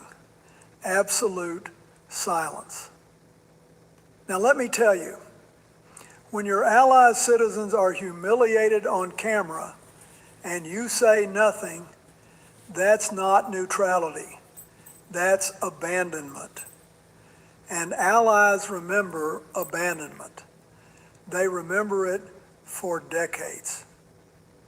That silence, and we'll come back to this, is the crack that everything else poured through. Now let me walk you through what actually happened, because I think it's important to lay this out in sequence so you can see how all these pieces connect. On May 18th, Israel intercepted a flotilla of more than 430 activists from over 40 countries trying to break the Gaza blockade. National Security Minister Itamar Ben-Gvir, a man already under personal sanctions from the United Kingdom, Canada, Australia, New Zealand, and Norway, released videos of those detainees on their knees, hands tied behind their backs, heads forced to the ground, while he waved an Israeli flag over them and said, "Welcome to Israel. We are the landlords." Among those people were citizens of Italy, France, Spain, Canada, South Korea, Ireland. The sister of Ireland's own president was aboard that flotilla. Within hours, 14 nations summoned Israel's ambassadors. Italy's Prime Minister Meloni called it a violation of human dignity. South Korea's president said it was way out of line. The same day, May 18th, the U.S. Treasury extended sanctions relief on Russian seaborne oil for a second time. Senators Shaheen and Warren called it an indefensible gift to Vladimir Putin. Every additional dollar Russia earns from that waiver finances the war NATO says it's trying to stop. On May 19th, 3 NATO commanders held that extraordinary joint press conference. The same day, Sweden announced the $4 billion warship deal with France, their biggest defense purchase since the 1980s. Not from America, from France. On May 20th, Trump and Netanyahu held what sources described as a difficult call. Netanyahu's hair was on fire afterward. Trump then told reporters, Netanyahu will do whatever I want him to do. That's what he said. That same evening, Putin landed in Beijing and was greeted personally by Foreign Minister Wang Yi and a full honor guard. Now, and this is where things start to get complicated. Yep. None of these events are accidents. They're consequences. Let me tell you something about leadership. When you sit in that Oval Office, you learn very quickly that silence is never neutral. Silence is a choice. And when citizens of your closest allies, Italy, France, Canada, Ireland, Spain, are humiliated on camera by a government minister who is already under international sanctions, and the President of the United States says nothing, that's not diplomacy. That's desertion. Now look, I understand the complexities of the U.S.-Israel relationship. I spent years of my presidency working on Middle East peace. But there is a difference between supporting an ally's legitimate security and looking the other way while a far-right provocateur degrades the citizens of your own alliance partners. Even Netanyahu distanced himself. He called Ben-Gvir's actions inconsistent with Israel's values. But from the White House, silence. And then there's the troop withdrawal. 5,000 soldiers pulled from Germany. Yep. A decision the Pentagon itself acknowledged was a reaction to German Chancellor Merz criticizing the Iran war strategy. A senior Pentagon official told Reuters the president was rightly reacting to counterproductive remarks. Think about that. We're redeploying military assets, assets that protect 1 billion people, as punishment for an ally expressing an opinion. German military officials told Reuters they were surprised by the announcement, even after what they described as constructive meetings at the Pentagon earlier that same day. When I was managing Bosnia, or negotiating NATO expansion with Russia, or balancing our response to Saddam Hussein, we had disagreements with allies constantly. That's normal. But you don't punish your friends for disagreeing with you. You don't withdraw security guarantees because someone's rhetoric was unhelpful. That's not leadership. That's leverage applied against the people you're supposed to protect. And allies see it, they remember it, and they start making other plans. We've got to remember, alliances are not contracts you can tear up and rewrite whenever you feel like it. They're relationships. And like any relationship, once trust is broken, you're welcome. It takes a generation to rebuild. No, thank you for trying to help me reach my goal. Now, here's what I want people to understand about that Swedish defense deal. Sweden joined NATO in March 2024, brand new member. 2 centuries of neutrality abandoned because they believed in collective defense. And their very first major warship purchase, 4 frigates, $4.25 billion. They gave it to France's naval group, not to the United States. Prime Minister Christensen called it a tripling of Sweden's air defense capacity, and he chose Europe over America. That's not an accident. That's a signal.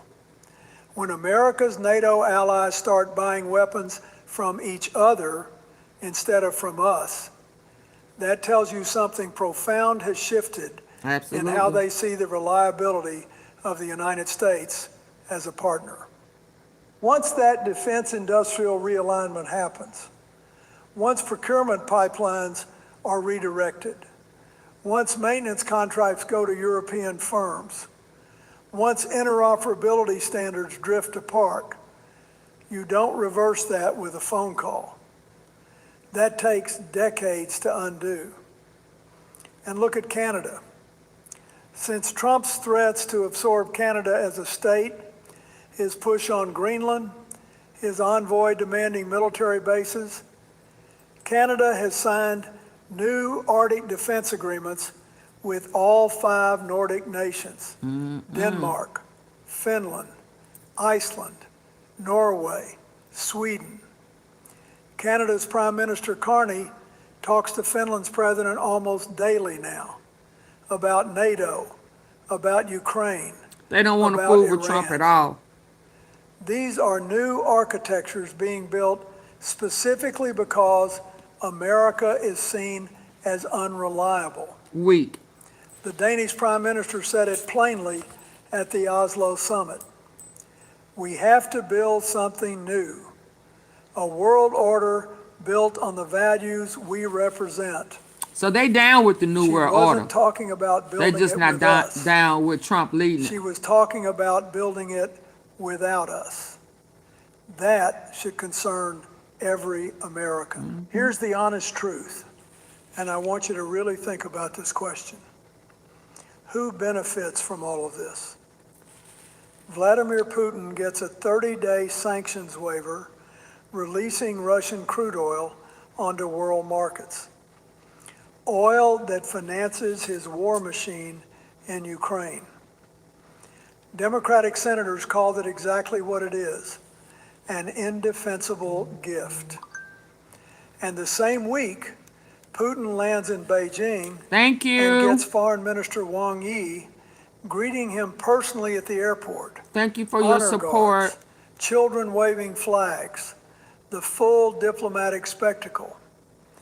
The New York Times headline said it all. I got it, Belinda. Days after hosting Trump, Xi serves up tea and smiles to Putin. The Chinese and Russian leaders cast themselves as a stabilizing force while Washington creates chaos. That's not my characterization. That's how the world is reading it. Now think about Trump's reception just days earlier. He got school children and Vice President Han Zhang. Putin got the foreign... Thank you, Belinda. With your support, y'all, I am $80 away from my goal today. Who else will help Belinda help me reach my goal? Come on, y'all. She just bought us some more time. So now I will not leave here. I'll go to Cuba. So y'all tell Belinda thank you. Who else will help us meet the goal today? Let me back this up a little bit. Days after hosting Trump, Xi serves up tea and smiles to Putin. The Chinese and Russian leaders cast themselves as a stabilizing force while Washington creates chaos. That's not my characterization. That's how the world is reading it. Now think about Trump's reception just days earlier. He got school children and Vice President Han Zhang. Putin got the foreign minister, a Politburo member. In the language of Chinese diplomacy, that difference is intentional. It's a ranking. The world noticed. Who else benefits? The far right in Israel gets emboldened. Ben-Gvir faces no consequences from Washington for humiliating Allied citizens. European defense companies gain market share at America's expense. Russia and China position themselves as the adults in the room. And America? America loses leverage, loses market share, loses credibility, loses allies who are actively restructuring their security relationships to exclude us. Let me ask you, does any of this make America stronger? Does it make us safer? Does it create a single job, protect a single family, advance a single American interest? When NATO commanders use coded language saying they won't be thrown off course by social media noise, when the alliance's highest military authority has to publicly reassure the world that professionals are still in charge, that's the most devastating indictment an institution can deliver. They're saying our biggest challenge isn't in Moscow, it's in Washington. Now I want to talk about where this road leads, because I think we owe it to ourselves to be honest about consequences. If the current trajectory holds, here's what happens. European allies complete their defense autonomy. They build procurement pipelines that bypass American industry. Sweden's frigate deal with France is the beginning, not the end. When NATO raised its spending target to 5% of GDP by 2035, that money was supposed to flow partly through American defense contractors, Lockheed Martin, Raytheon, General Dynamics. Now it flows to Naval Group, to Rheinmetall, to Saab. Europe's defense stocks jumped 5 to 8% the day Sweden made that announcement. The market is pricing in a future where America is cut out of its own alliance's industrial base. Canada builds a Nordic Arctic security architecture that doesn't depend on Washington. NORAD still functions for now, but the political relationship that sustains it is fraying. When a Canadian Arctic expert says Trump's rhetoric sped up efforts to rebuff the idea that Arctic communities need the U.S. to come in and save them, that's not anti-Americanism, that's self-preservation. Russia and China fill vacuums. Putin gets oil revenues and diplomatic legitimacy. Xi gets to play honest broker between two supplicants. America's diplomatic leverage, built on 75 years of reliability and shared sacrifice, erodes month by month. But here's the other scenario, and I believe in this one too. Institutions can self-correct. Congress can reassert its constitutional role in foreign policy and military deployments. The American people can demand leadership that strengthens rather than fractures the alliances their grandparents built. NATO's commanders showed us that professionals inside the system are fighting to hold it together. The window is narrowing, but it hasn't closed, not yet. The question is whether we act before the damage becomes permanent or after. Let me close with this. I've been thinking a lot lately about what my generation was given and what we owe the next one. My father served. Millions of Americans served. They built NATO not because they were naive, but because they were wise. They understood that a world of shared rules, mutual obligation, and collective security is cheaper and safer than a world where every nation fends for itself. That architecture protected us for 75 years. It prevented a third world war. It gave us prosperity and influence that no empire in history has matched. And now I watch as that inheritance gets spent down, not by some foreign adversary, but by choices made from within. A president who punishes allies for honest criticism, who stays silent when allied citizens are degraded, who finances an adversary's war machine while NATO pledges to stop it, who treats the most successful military alliance in human history as a nuisance rather than a national treasure. Now look, Isn't this what I was saying? I'm not here to yesterday? tell you this is hopeless. He just saying it another I've seen way. America correct course before. They I've seen helping the us best more of than our this country president emerge is. precisely They want when peace. the stakes are highest. Where our president wants war. Yeah, that's why they only want to speak to President Obama.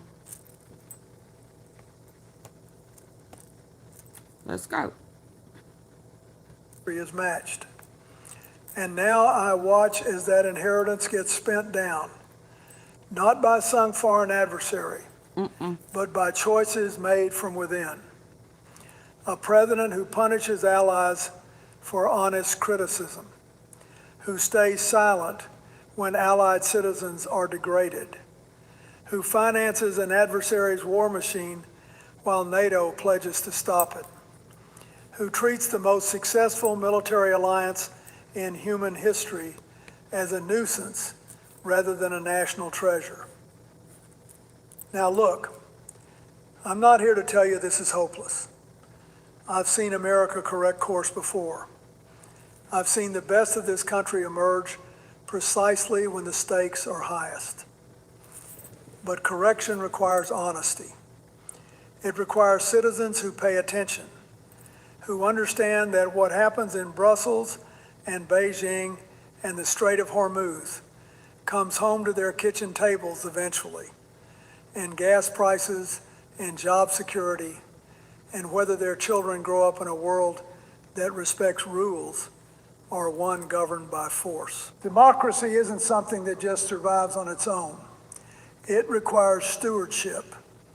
It requires leaders who understand that strength comes from trust, not from intimidation. And it requires all of us, regardless of party, to demand better. Because this isn't about left or right. This is about whether we choose to be a country that builds or one that burns what others built. I know which America I believe in, and I think you do too. Hold on. Folks, let me start with something simple. When you've been around markets as long as I have, and I've been around them for the better part of 80 years now, you learn that the most important stories aren't always the loudest ones. Sometimes the headlines scream about one thing, and the real story, the one that actually moves capital and changes lives, is sitting quietly in the background. That's what I want to talk to you about today. There's been a lot of noise about troops, tariffs, and trade. But underneath all that noise is something much more important, a shift in incentives, in trust, and in the rules of the game that American businesses have relied on for decades. And we'll come back to that in a moment, because I want you to see it the way I see it. Not as a political story, not as a left or right story, but as a capital allocation story. Because when the rules change suddenly, whether you're running a small business in Omaha or a country with the world's reserve currency, people start repricing everything quietly, carefully. Joe. And the cost of that repricing doesn't show up tomorrow. It shows up over years. That's the part most people miss. Now let me lay out what actually happened, because facts matter more than feelings in this business. Earlier this month, Defense Secretary Pete Hegseth abruptly canceled 2 U.S. military deployments There to I Europe. am. Hey, Mrs. Tom. The Pentagon You couldn't announced see that yourself? about 5,000 American troops would be withdrawn, and the brigade combat teams stationed in Europe were cut from 4 down to 3. NATO's top military commander, General Alexis Grinkowicz, addressed allies in Brussels, and from what I've read, many of those allies were caught off guard. They weren't part of the decision. They were informed of it. Now, I've sat in a lot of boardrooms over the years, and I'll tell you something. There's a big difference between being consulted and being notified. The Germans said publicly that this should push Europe to take more responsibility for its own defense. That's a reasonable response. But behind closed doors, the conversation was different. And running parallel to all of this, and this is the part you really need to pay attention to, was a sharpening of the tariff posture against the European Union. 2 big decisions made almost simultaneously by the same administration. That's not a coincidence. That's a strategy. Whether it's a wise strategy is a separate question, and that's the one I want us to think through together. Here's the way I look at it. There are really 2 tables in this story, and most folks only see one of them. On the first table, you've got the military picture. Troops drawing down, allies recalibrating, NATO's defense planners working overtime. On the second table, you've got the trade picture.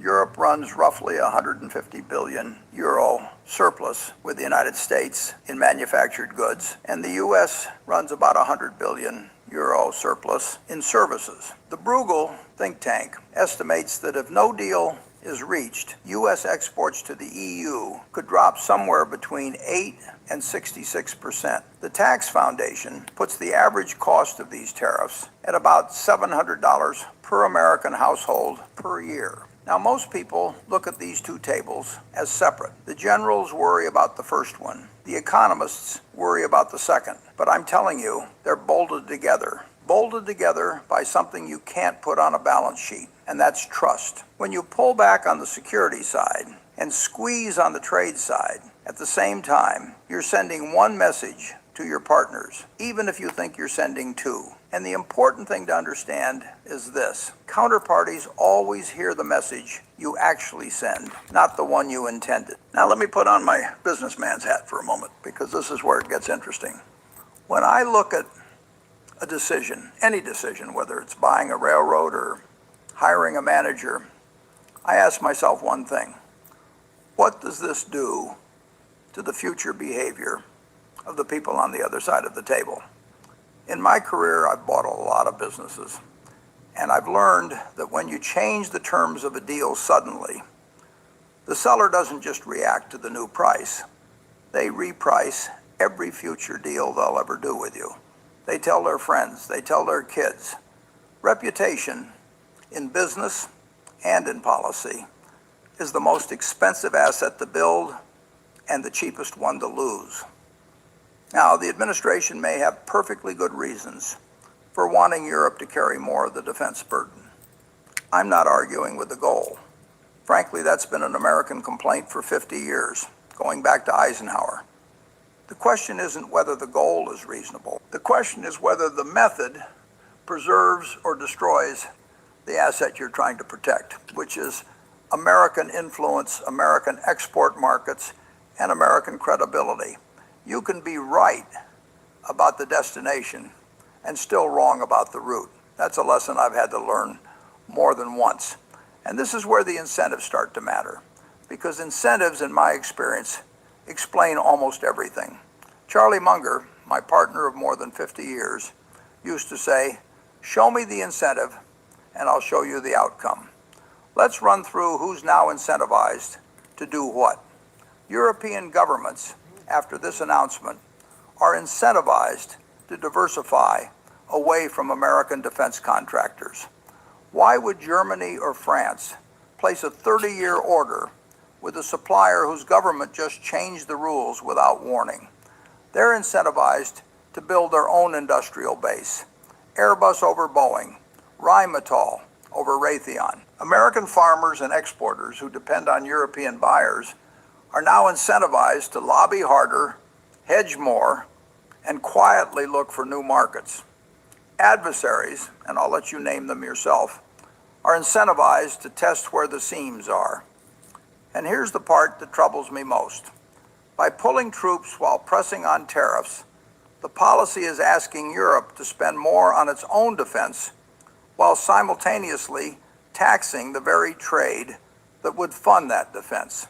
That's not aligned. That's a contradiction. And in my experience, contradictions in incentives don't resolve themselves. They get expensive.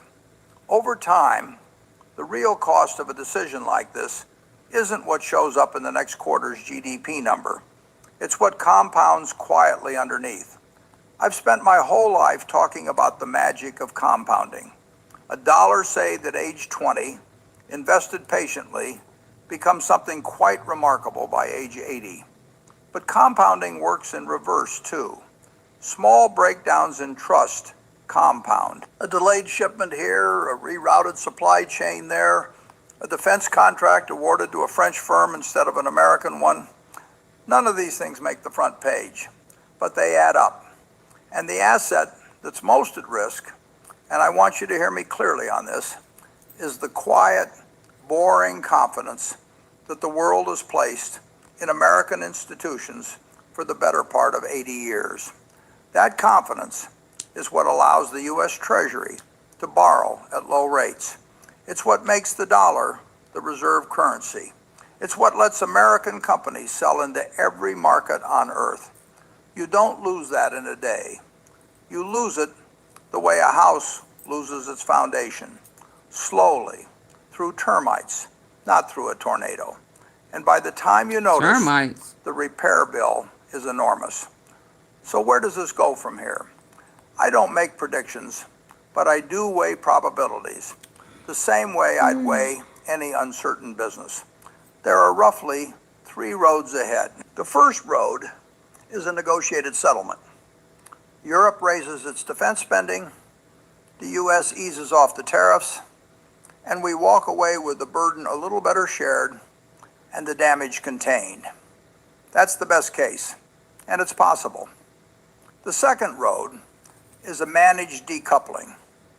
Europe quietly builds its own defense industry, diversifies its trade partnerships, and over 10 or 15 years, the U.S. loses market share it won't get back. That's not catastrophic, but it's costly, and it's mostly irreversible. The third road is a genuine tariff war that escalates.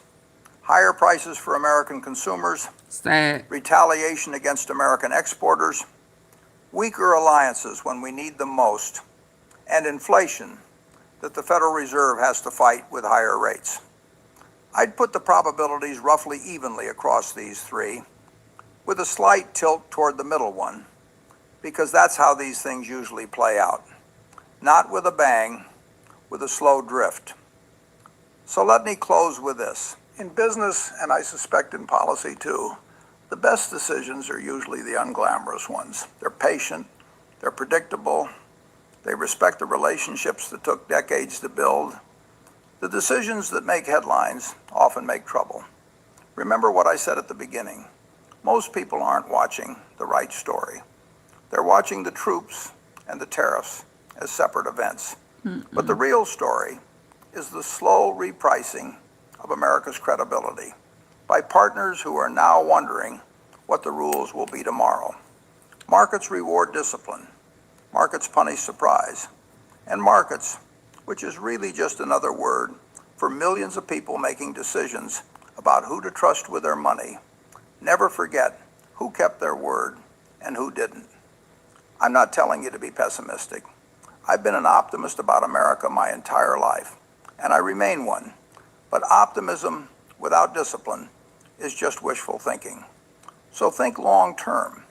Watch the incentives. Pay attention to what compounds quietly in the background. That's where the real story always lives. Thank you for listening.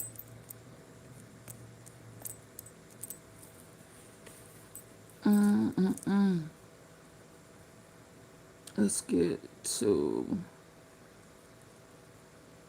Cuba.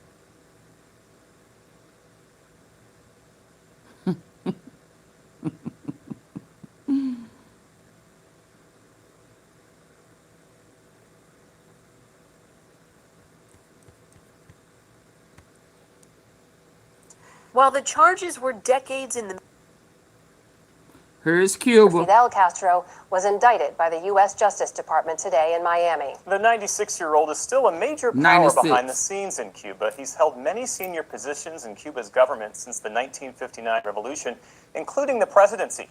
He and 4 other regime officials were charged in the 1996 killings of Americans seeking to aid Cubans at sea. Ali Rogan starts our coverage. Today in Miami, a cheer that is also a hope. Today it's going to start that Cuba is going to be free. After the oldest, most powerful surviving member They of don't one know of it before Cuba's it's most over. If he have his infamous way, families is indicted. he gonna be a The dictator Justice to him. Department today charged Raul Castro with murder and conspiracy to kill U.S. nationals. Acting Attorney General Todd Blanche. If you kill Americans, we will pursue you, no What matter about who when you y'all are, kill no matter what Americans? title you hold, and in this case, no matter how much time has passed. The charges against Castro stem from his alleged role in the shoot-down of planes carrying 3 Americans and a Cuban exile in 1996. Operated by Miami-based humanitarian organization Brothers to the Rescue, the planes were on the lookout to spot and save Cubans fleeing their homes in makeshift boats and rafts. The organization was long a thorn in the side of the Cuban government, as founder Jose Basuto once told the NewsHour. Fly our mission always beginning 12 miles north of the shores of the island, which is the waters that are considered international waters. Besides, if we find them any closer, I'm sure Castro will get them before we do. The Justice Department said it was then Defense Minister Raul Castro who gave the go-ahead to shoot down the planes after the Cuban government claimed the planes violated its airspace. While the charges were decades in the making, for those who remember the tragedy, it was past time. The Castro communist regime in my country has driven us back to the Middle Ages. There is no energy, there is no electricity, there is no food, there is no respect, there is no democracy. There is a lot of repression. Today's indictment timed in recognition of Cuban Independence Day, and as the Trump administration ramps up its rhetoric against the country's 66-year communist regime. It's a failing nation. You see that it's falling apart. The president hinted today at possible intervention in the near future. It's not going to be like the biggest thing we've ever done, but I will tell you, to a lot of people, it's going to be one of the most important. They've been looking for this moment for 65 years. So we'll see what happens. And this morning, Secretary of State Marco Rubio offered hope for a different way forward. Cubans have reached the top of virtually all industries in all countries except one, Cuba. Today in Cuba, only those close to the elite or who are part of it can have profitable businesses. But President Trump is offering a new path between the U.S. and a new Cuba. Y'all better not believe it. But not all Cubans find Cuba. that offer enticing. I don't agree with any country intervening here in Cuba, not the United States nor anybody else. Tell him. I don't think we should be holding Raul Castro accountable for something that happened 30 years ago. What if the small plane had crashed here in the city? Or if there had been an accident for some other reason? I don't think we should be judging Raul for any of that. Back in South Florida's Little Havana, the cheers for a free Cuba continue. He's setting them up to take over reality remains their country. uncertain. For the PBS NewsHour, I'm He gonna want a Nobel Peace Prize. The Cuban government issued a statement saying it condemns what it called the despicable accusation against the leader of the revolution. The statement also says the indictment was, quote, based on the dishonest manipulation of the incident that led to the downing of 2 aircraft over Cuban airspace. Call it what For it is. perspective now, we turn to Manipulation. Michael Bustamante, Chair of Cuban and Cuban American Studies at the University of Miami. Thank you for being with us. Thanks for having me. I want to start with the timing. What should we take from the fact that the U.S. government is moving forward with this indictment now, given that the actions involving Raul Castro date back decades? It's a great question, and I think the answer has to do with everything else that's been happening in the U.S. Epstein relationship files. In recent months and weeks. It's impossible to separate the timing of this announcement from the broader campaign of economic pressure that the administration has been piling on Cuba since January. The administration has been throwing new kinds of sanctions and pressure at Cuba for the past few months in the hopes that they can pressure the Cuban government to cede on political and economic issues, and this is just one other piece of that strategy. Does this effectively freeze any possibility of the near-term easing of tensions between Washington and Havana? I don't know. It's a very strange reality because just, not too long ago, a couple of weeks ago, members of the Secretary of State's team were sitting down with Raul Castro's grandson, and now we're indicting the grandfather. So there's kind of 2 tracks here. There's a lot of stick, not necessarily much carrot, but there is a channel open. And the United States has continued to emphasize that they would like to see a negotiated outcome, but they want the Cuban government to cede on things that they have never been willing to cede on. And they've been holding that line. The question is, as the economic pain increases, as we get into the summer months in particular, when demands on the energy grid are high, will something change, or will the administration decide to escalate further? Is there any clarity, I hear you say there potentially isn't, on what the administration's goal is, whether it's behavioral change from the Cuban government or broader regime pressure and isolation? It's been hard to read the tea leaves on this one, and I think the best answer I can offer is that perhaps the administration's feelings here have evolved somewhat. A few weeks back, on the margins of a Caribbean state summit in St. Kitts, the Secretary of State seemed to be striking a rather pragmatic tone, firm against the Cuban government, but intimating that, look, change doesn't have to happen overnight. It could start with economic issues. Obviously, people in South Florida want to see political change too. But I think the administration seems to have grown frustrated in recent weeks that even that, what they would consider more pragmatic offer, that Havana hasn't taken them up on it. That Havana hasn't really announced very significant economic reforms. They've done some things, but not enough from the administration's point of view. So I think the question is whether they are using pressure to try to get to a deal, or whether they don't think a deal is really possible anymore. And this is just going to be the beginning of a path to escalation and potentially even military action.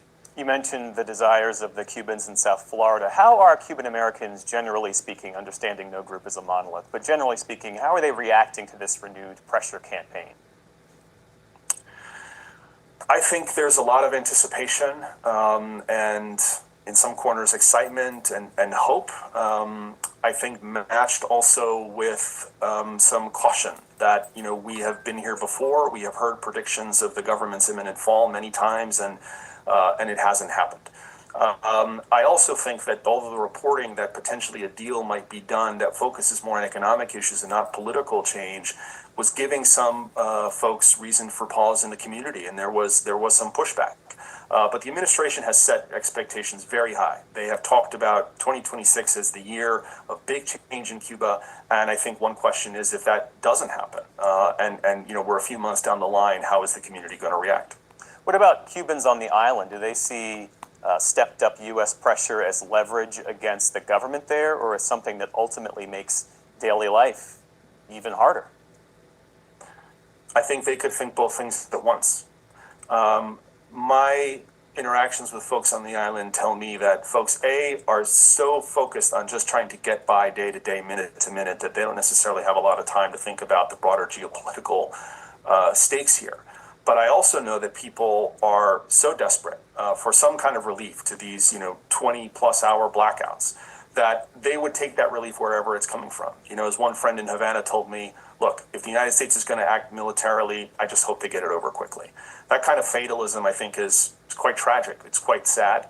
I don't think most Cubans I know on the ground want to see their country, intervened by a foreign power, but they also want change.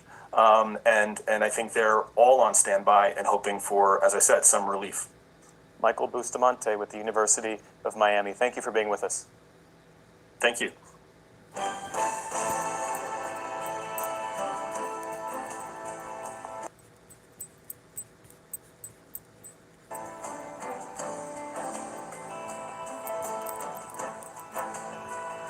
Support journalism you trust. Support PBS News.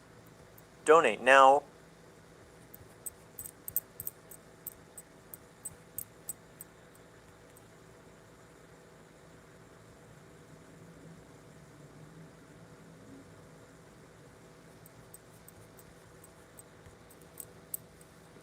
Office. And I'm certainly not whispering secrets from some. Let me be blunt with you right from the start, guys. When most people turn on the news these days, they see explosions, press conferences, generals in pristine uniforms standing in front of maps.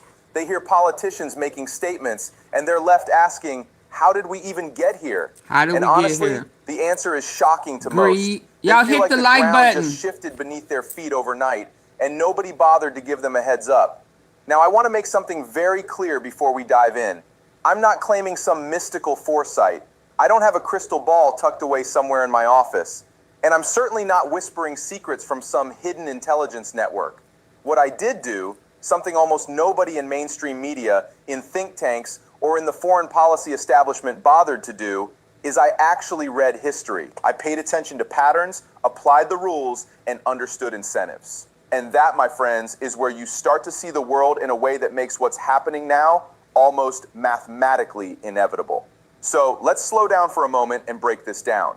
All of history, every empire, every revolution, every economic collapse, every global conflict, at the core, they are governed by just two things: rules and incentives. That's it. Nothing more complicated than that. When you understand the rules that structure human systems, and when you understand what the players within those systems stand to gain or lose, predicting their next moves becomes far less like speculation and far more like calculation. Think about it. People, especially those in positions of power, are remarkably predictable under pressure. Not because they are robots, but because institutions and human ambitions tend to amplify certain behaviors. Isaac Asimov, the science fiction writer, understood this intuitively. He created the concept of psychohistory, a science that could predict the behavior of large populations even if individuals themselves were unpredictable. Now, he wrote fiction, but the logic applies to reality. While single humans are messy, large groups of humans operating under the same pressures, incentives, and structural constraints tend to follow patterns that are not only predictable, they're almost inevitable. History is not random chaos. History rhymes. And if you study it deeply enough, you can almost hear the next verse before anyone else does. So here's where it gets interesting. The war that now dominates headlines, the one that has captured global attention, did not start last year. It didn't start with the immediate crisis that lit up the news feeds. No, this conflict was born decades ago in a series of strategic decisions made by powers that were already feeling their grip on global dominance slipping.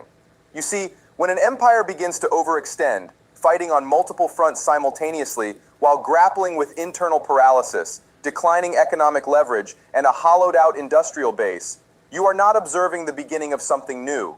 You are witnessing the final chapters of a long story of decline. Historians have a term for this, the Thucydides trap. It's not a clever metaphor, they're describing something real. Thucydides studied Athens and Sparta over 2,000 years ago and identified a pattern that recurs throughout history. When a rising power challenges an established power, fear drives the incumbent toward conflict. Not because war is rational, but because the alternative, accepting decline, is existentially intolerable. Every actor behaves according to their incentives. The established power cannot simply step back. Its political coalitions, military-industrial networks, financial institutions, and ideological apparatus are all invested in maintaining supremacy. Letting go is not an option, so the path forward, even when it leads straight toward the cliff, is pursued relentlessly. This is exactly what I saw unfolding. I watched these forces lock into place like gears in a machine. I saw the energy dependencies that made confrontation structurally inevitable. Think about this. When a nation's economy requires secure access to energy corridors controlled or disruptible by another state, you've set the stage for conflict, regardless of what the diplomats say publicly. Diplomats can smile for the cameras, sign agreements, and talk about cooperation. But beneath the polite theater, structural pressure is mounting, and it doesn't dissipate until it breaks. Then, everyone acts surprised. I also traced the financial architecture that made escalation profitable for key decision makers. This is the uncomfortable truth people don't like to discuss. Wars are rarely fought for the noble reasons stated in speeches. Wars are fought because a specific coalition of political, financial, and ideological interests converges around one course of action. When you map who benefits from escalation, you can predict escalation. It's game theory applied to geopolitics. And let me tell you, that is exactly what we are seeing play out now. History has another crucial lesson for us. When a declining power uses military force to reverse decline, the outcomes are rarely as intended. Military victories can destroy cities, topple governments, and take lives, but they cannot reverse the underlying structural forces driving decline. Athens learned this in Sicily, Rome along its eastern frontiers, and the British Empire across the 20th century. Military force in the hands of a declining power does not restore it. It accelerates its decay. It drains treasuries, exhausts armies, divides political coalitions, and convinces the world that the declining power's judgment is no longer reliable. And that, friends, is exactly what's happening right now. Now let's move to what happens next. And this is important. I want you to listen carefully because history is clear here. The first predictable outcome is that escalation continues beyond what the initiating power anticipated. Almost every military campaign thought to be short and decisive ends up expanding. Wars have their own momentum. The enemy does not cooperate with your timeline. Terrain, logistics, and local populations all resist your plan. The conflict grows, costs increase, timelines extend from months to years, and domestic support starts to erode under the weight of casualties and economic strain. That's almost a law of military history. The second thing is regional recalibration. Every country near a conflict is watching, calculating, and repositioning. Some see opportunity in chaos, others perceive threats that must be hedged against. Quietly, almost invisibly, trade agreements are adjusted, military relationships recalibrated, and diplomatic channels open with nations previously avoided. The regional architecture is transformed not in dramatic headlines, but in these subtle, decisive shifts that lay the groundwork for a new geopolitical equilibrium. Now here's a part that mainstream analysts consistently underestimate: economic warfare. In the 21st century, the real war is often fought in the structure of global trade and finance, not just on the battlefield. Sanctions, counter-sanctions, bypassing of currency systems, new payment mechanisms, and rerouted supply chains, these are the fronts that matter most. Major powers are quietly building the infrastructure to operate without the existing financial system. This conflict accelerates that restructuring, reshaping the global economic order for decades. The fourth consequence is domestic political fallout. When military campaigns fail to meet expectations, when the costs outstrip projections, when battlefield gains fail to translate into strategic wins, domestic coalitions fracture. Political rivals, previously silent, speak out. Public opinion, which can be temporarily managed through narratives and media control, eventually responds to real economic impacts. Inflation, disrupted supply chains, rising costs for everyday items. These are forces that don't respond to messaging, they respond to reality. And when reality bites hard enough, political outcomes shift dramatically. Now, I want you to pause and understand this. I'm not delivering a message of pessimism. Understanding these patterns is not about doom and gloom. It's about clarity.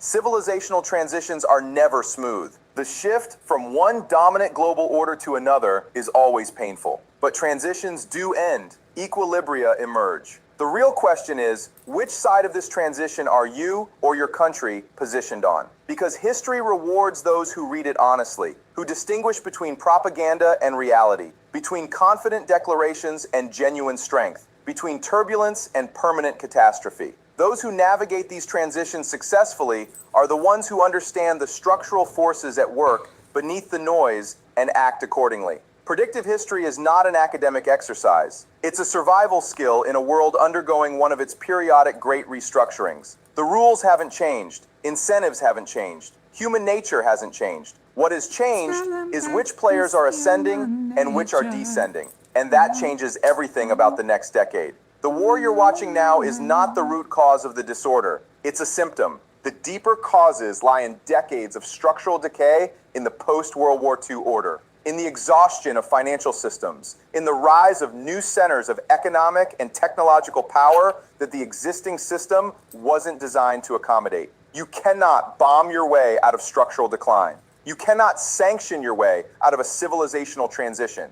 You can only delay it at immense cost while accelerating the factors that will eventually end your dominance. Every empire in history that refused to adapt has paid for that refusal. Not with a sudden collapse, but through a long, grinding, expensive, painful overextension that eventually made their decline unavoidable. That process is not coming. It is already underway. And if you internalize this pattern, nothing you see in the headlines today should surprise you. Every move by every major player is exactly what rules and incentives predicted they would do. The remaining question, and it's a critical one, is what you do with that understanding.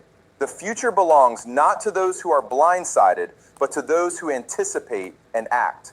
Will you adapt, hedge, reposition? Will you understand the structural forces that others ignore? Because history, my friends, doesn't reward those who are caught by surprise. It rewards those who see the patterns, understand the incentives, and position themselves accordingly. Now, let's explore some hypothetical trajectories, because understanding what comes next is crucial. Suppose the initiating power continues to escalate without internal reform. Regional powers, as we discussed, will quietly realign. Some will side with the ascendant powers, others with new coalitions that are emerging beneath the radar. Trade agreements will shift, new security arrangements will emerge, and financial systems will continue their quiet but irreversible transformation. You might see new digital currency platforms circumventing traditional banking networks. You might see strategic resource corridors reallocated. Every move reinforces the structural shift underway. Think about the implications for global energy markets. Energy dependencies have been a critical driver of conflict for decades, yet analysts rarely highlight this. When one country controls critical choke points or supply lines, it gains leverage over the entire system. Conflicts around these choke points are rarely tactical. They are structural. The outcome affects global trade, commodity pricing, and even technological development. And as new players rise, they will push for alternative systems, alternative routes, alternative alliances. Then there's the technological dimension. The next phase of this transition is not just military or economic, it's technological. Whoever controls the dominant platforms, supply chains, and innovation hubs will wield disproportionate influence. Watch how AI, semiconductors, renewable energy tech, and satellite networks are being leveraged as both offensive and defensive tools. These aren't just tools, they're strategic infrastructure shaping alliances, dependency, and global power dynamics. Let's return for a moment to domestic consequences. Okay, yeah. Every state involved will see internal Get the lights stress. up. Economic pressure, combined with failed military objectives, will fracture political coalitions. Joe. Populations experiencing the real cost of policy The lights didn't go miscalculations up. will demand accountability. Leaders who cannot navigate this reality face removal, not always peacefully, and Hit not the three always dots, y'all. predictably. Come on. Public opinion, social cohesion, and institutional stability will all be tested. This is history repeating itself in a different guise, but with the same underlying dynamics. The lesson here, guys, is clear. Structural decline cannot be reversed with tactical victories. It can only be managed by understanding the rules, recalibrating incentives, and positioning for the emerging order. Those who fail to understand this will be consumed by the momentum of history, no matter their rhetoric, their propaganda, or their military might. Those who do understand it, who anticipate, who hedge, who innovate, and who align with emerging forces will survive and thrive.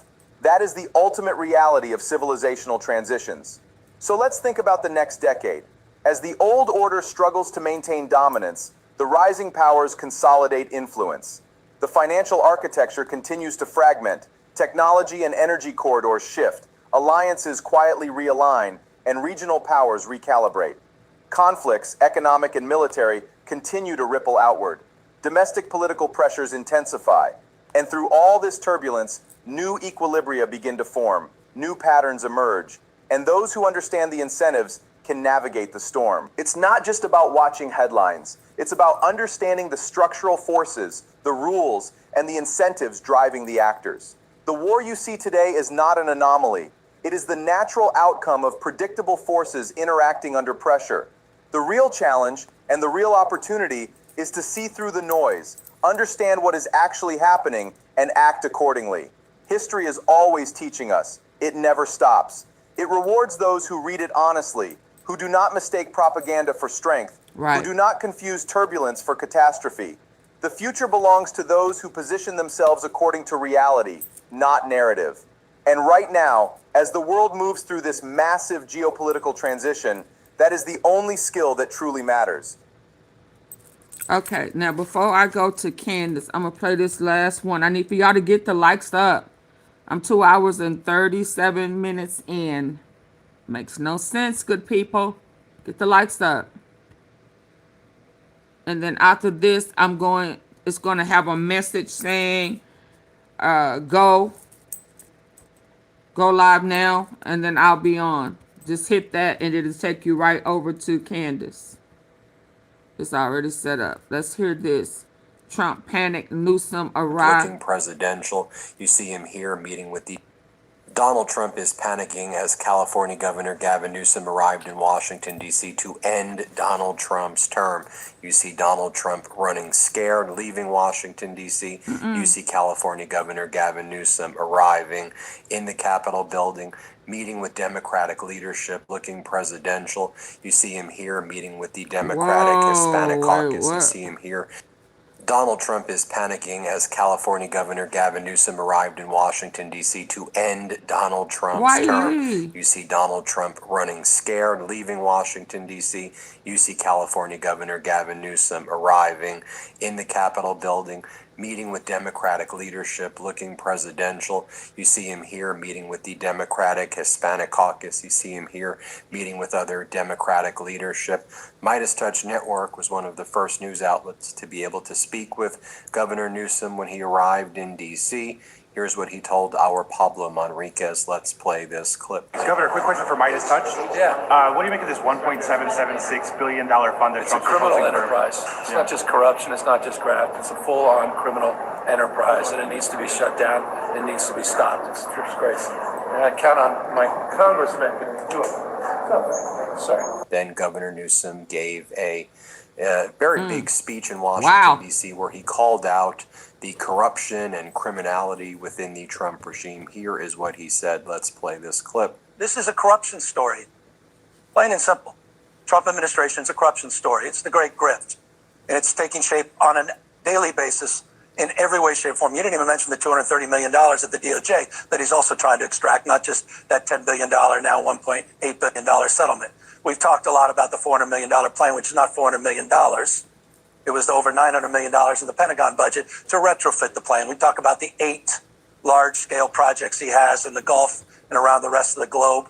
The fact that he quite literally used the tariff regime in order to get those deals done, particularly the one in Vietnam. We're talking about the kind of corruption at scale we've never seen in our lifetime, including what Witkoff family's doing, what the Kushner family's doing, the Board of Peace, which is really about getting a piece of the Middle East. All of this happened in plain open sight. You saw last week, and the fact that finally he's delivering on the cell phones, another part of the grift. The good old days when it was just about watches, $100,000, sneakers, $60, and cell phones. This is happening at a scale we've never experienced in our lifetime, and he's just winding up. And where's Congress? Where's Johnson? Where is Thune? Supine. Completely complicit in all of this graft and all this corruption. Where are institutions? Also rolling over. Also selling out with respect, as you know, and I know I've offended people. I've got a Patriot site. Lights up.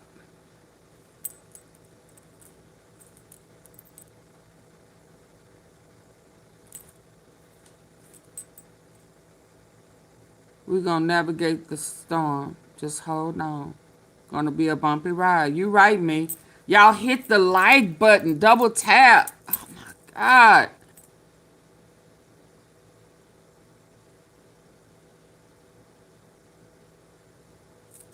Bye, y'all. I'm finna go. It blows my mind. I'm not finna do this with y'all.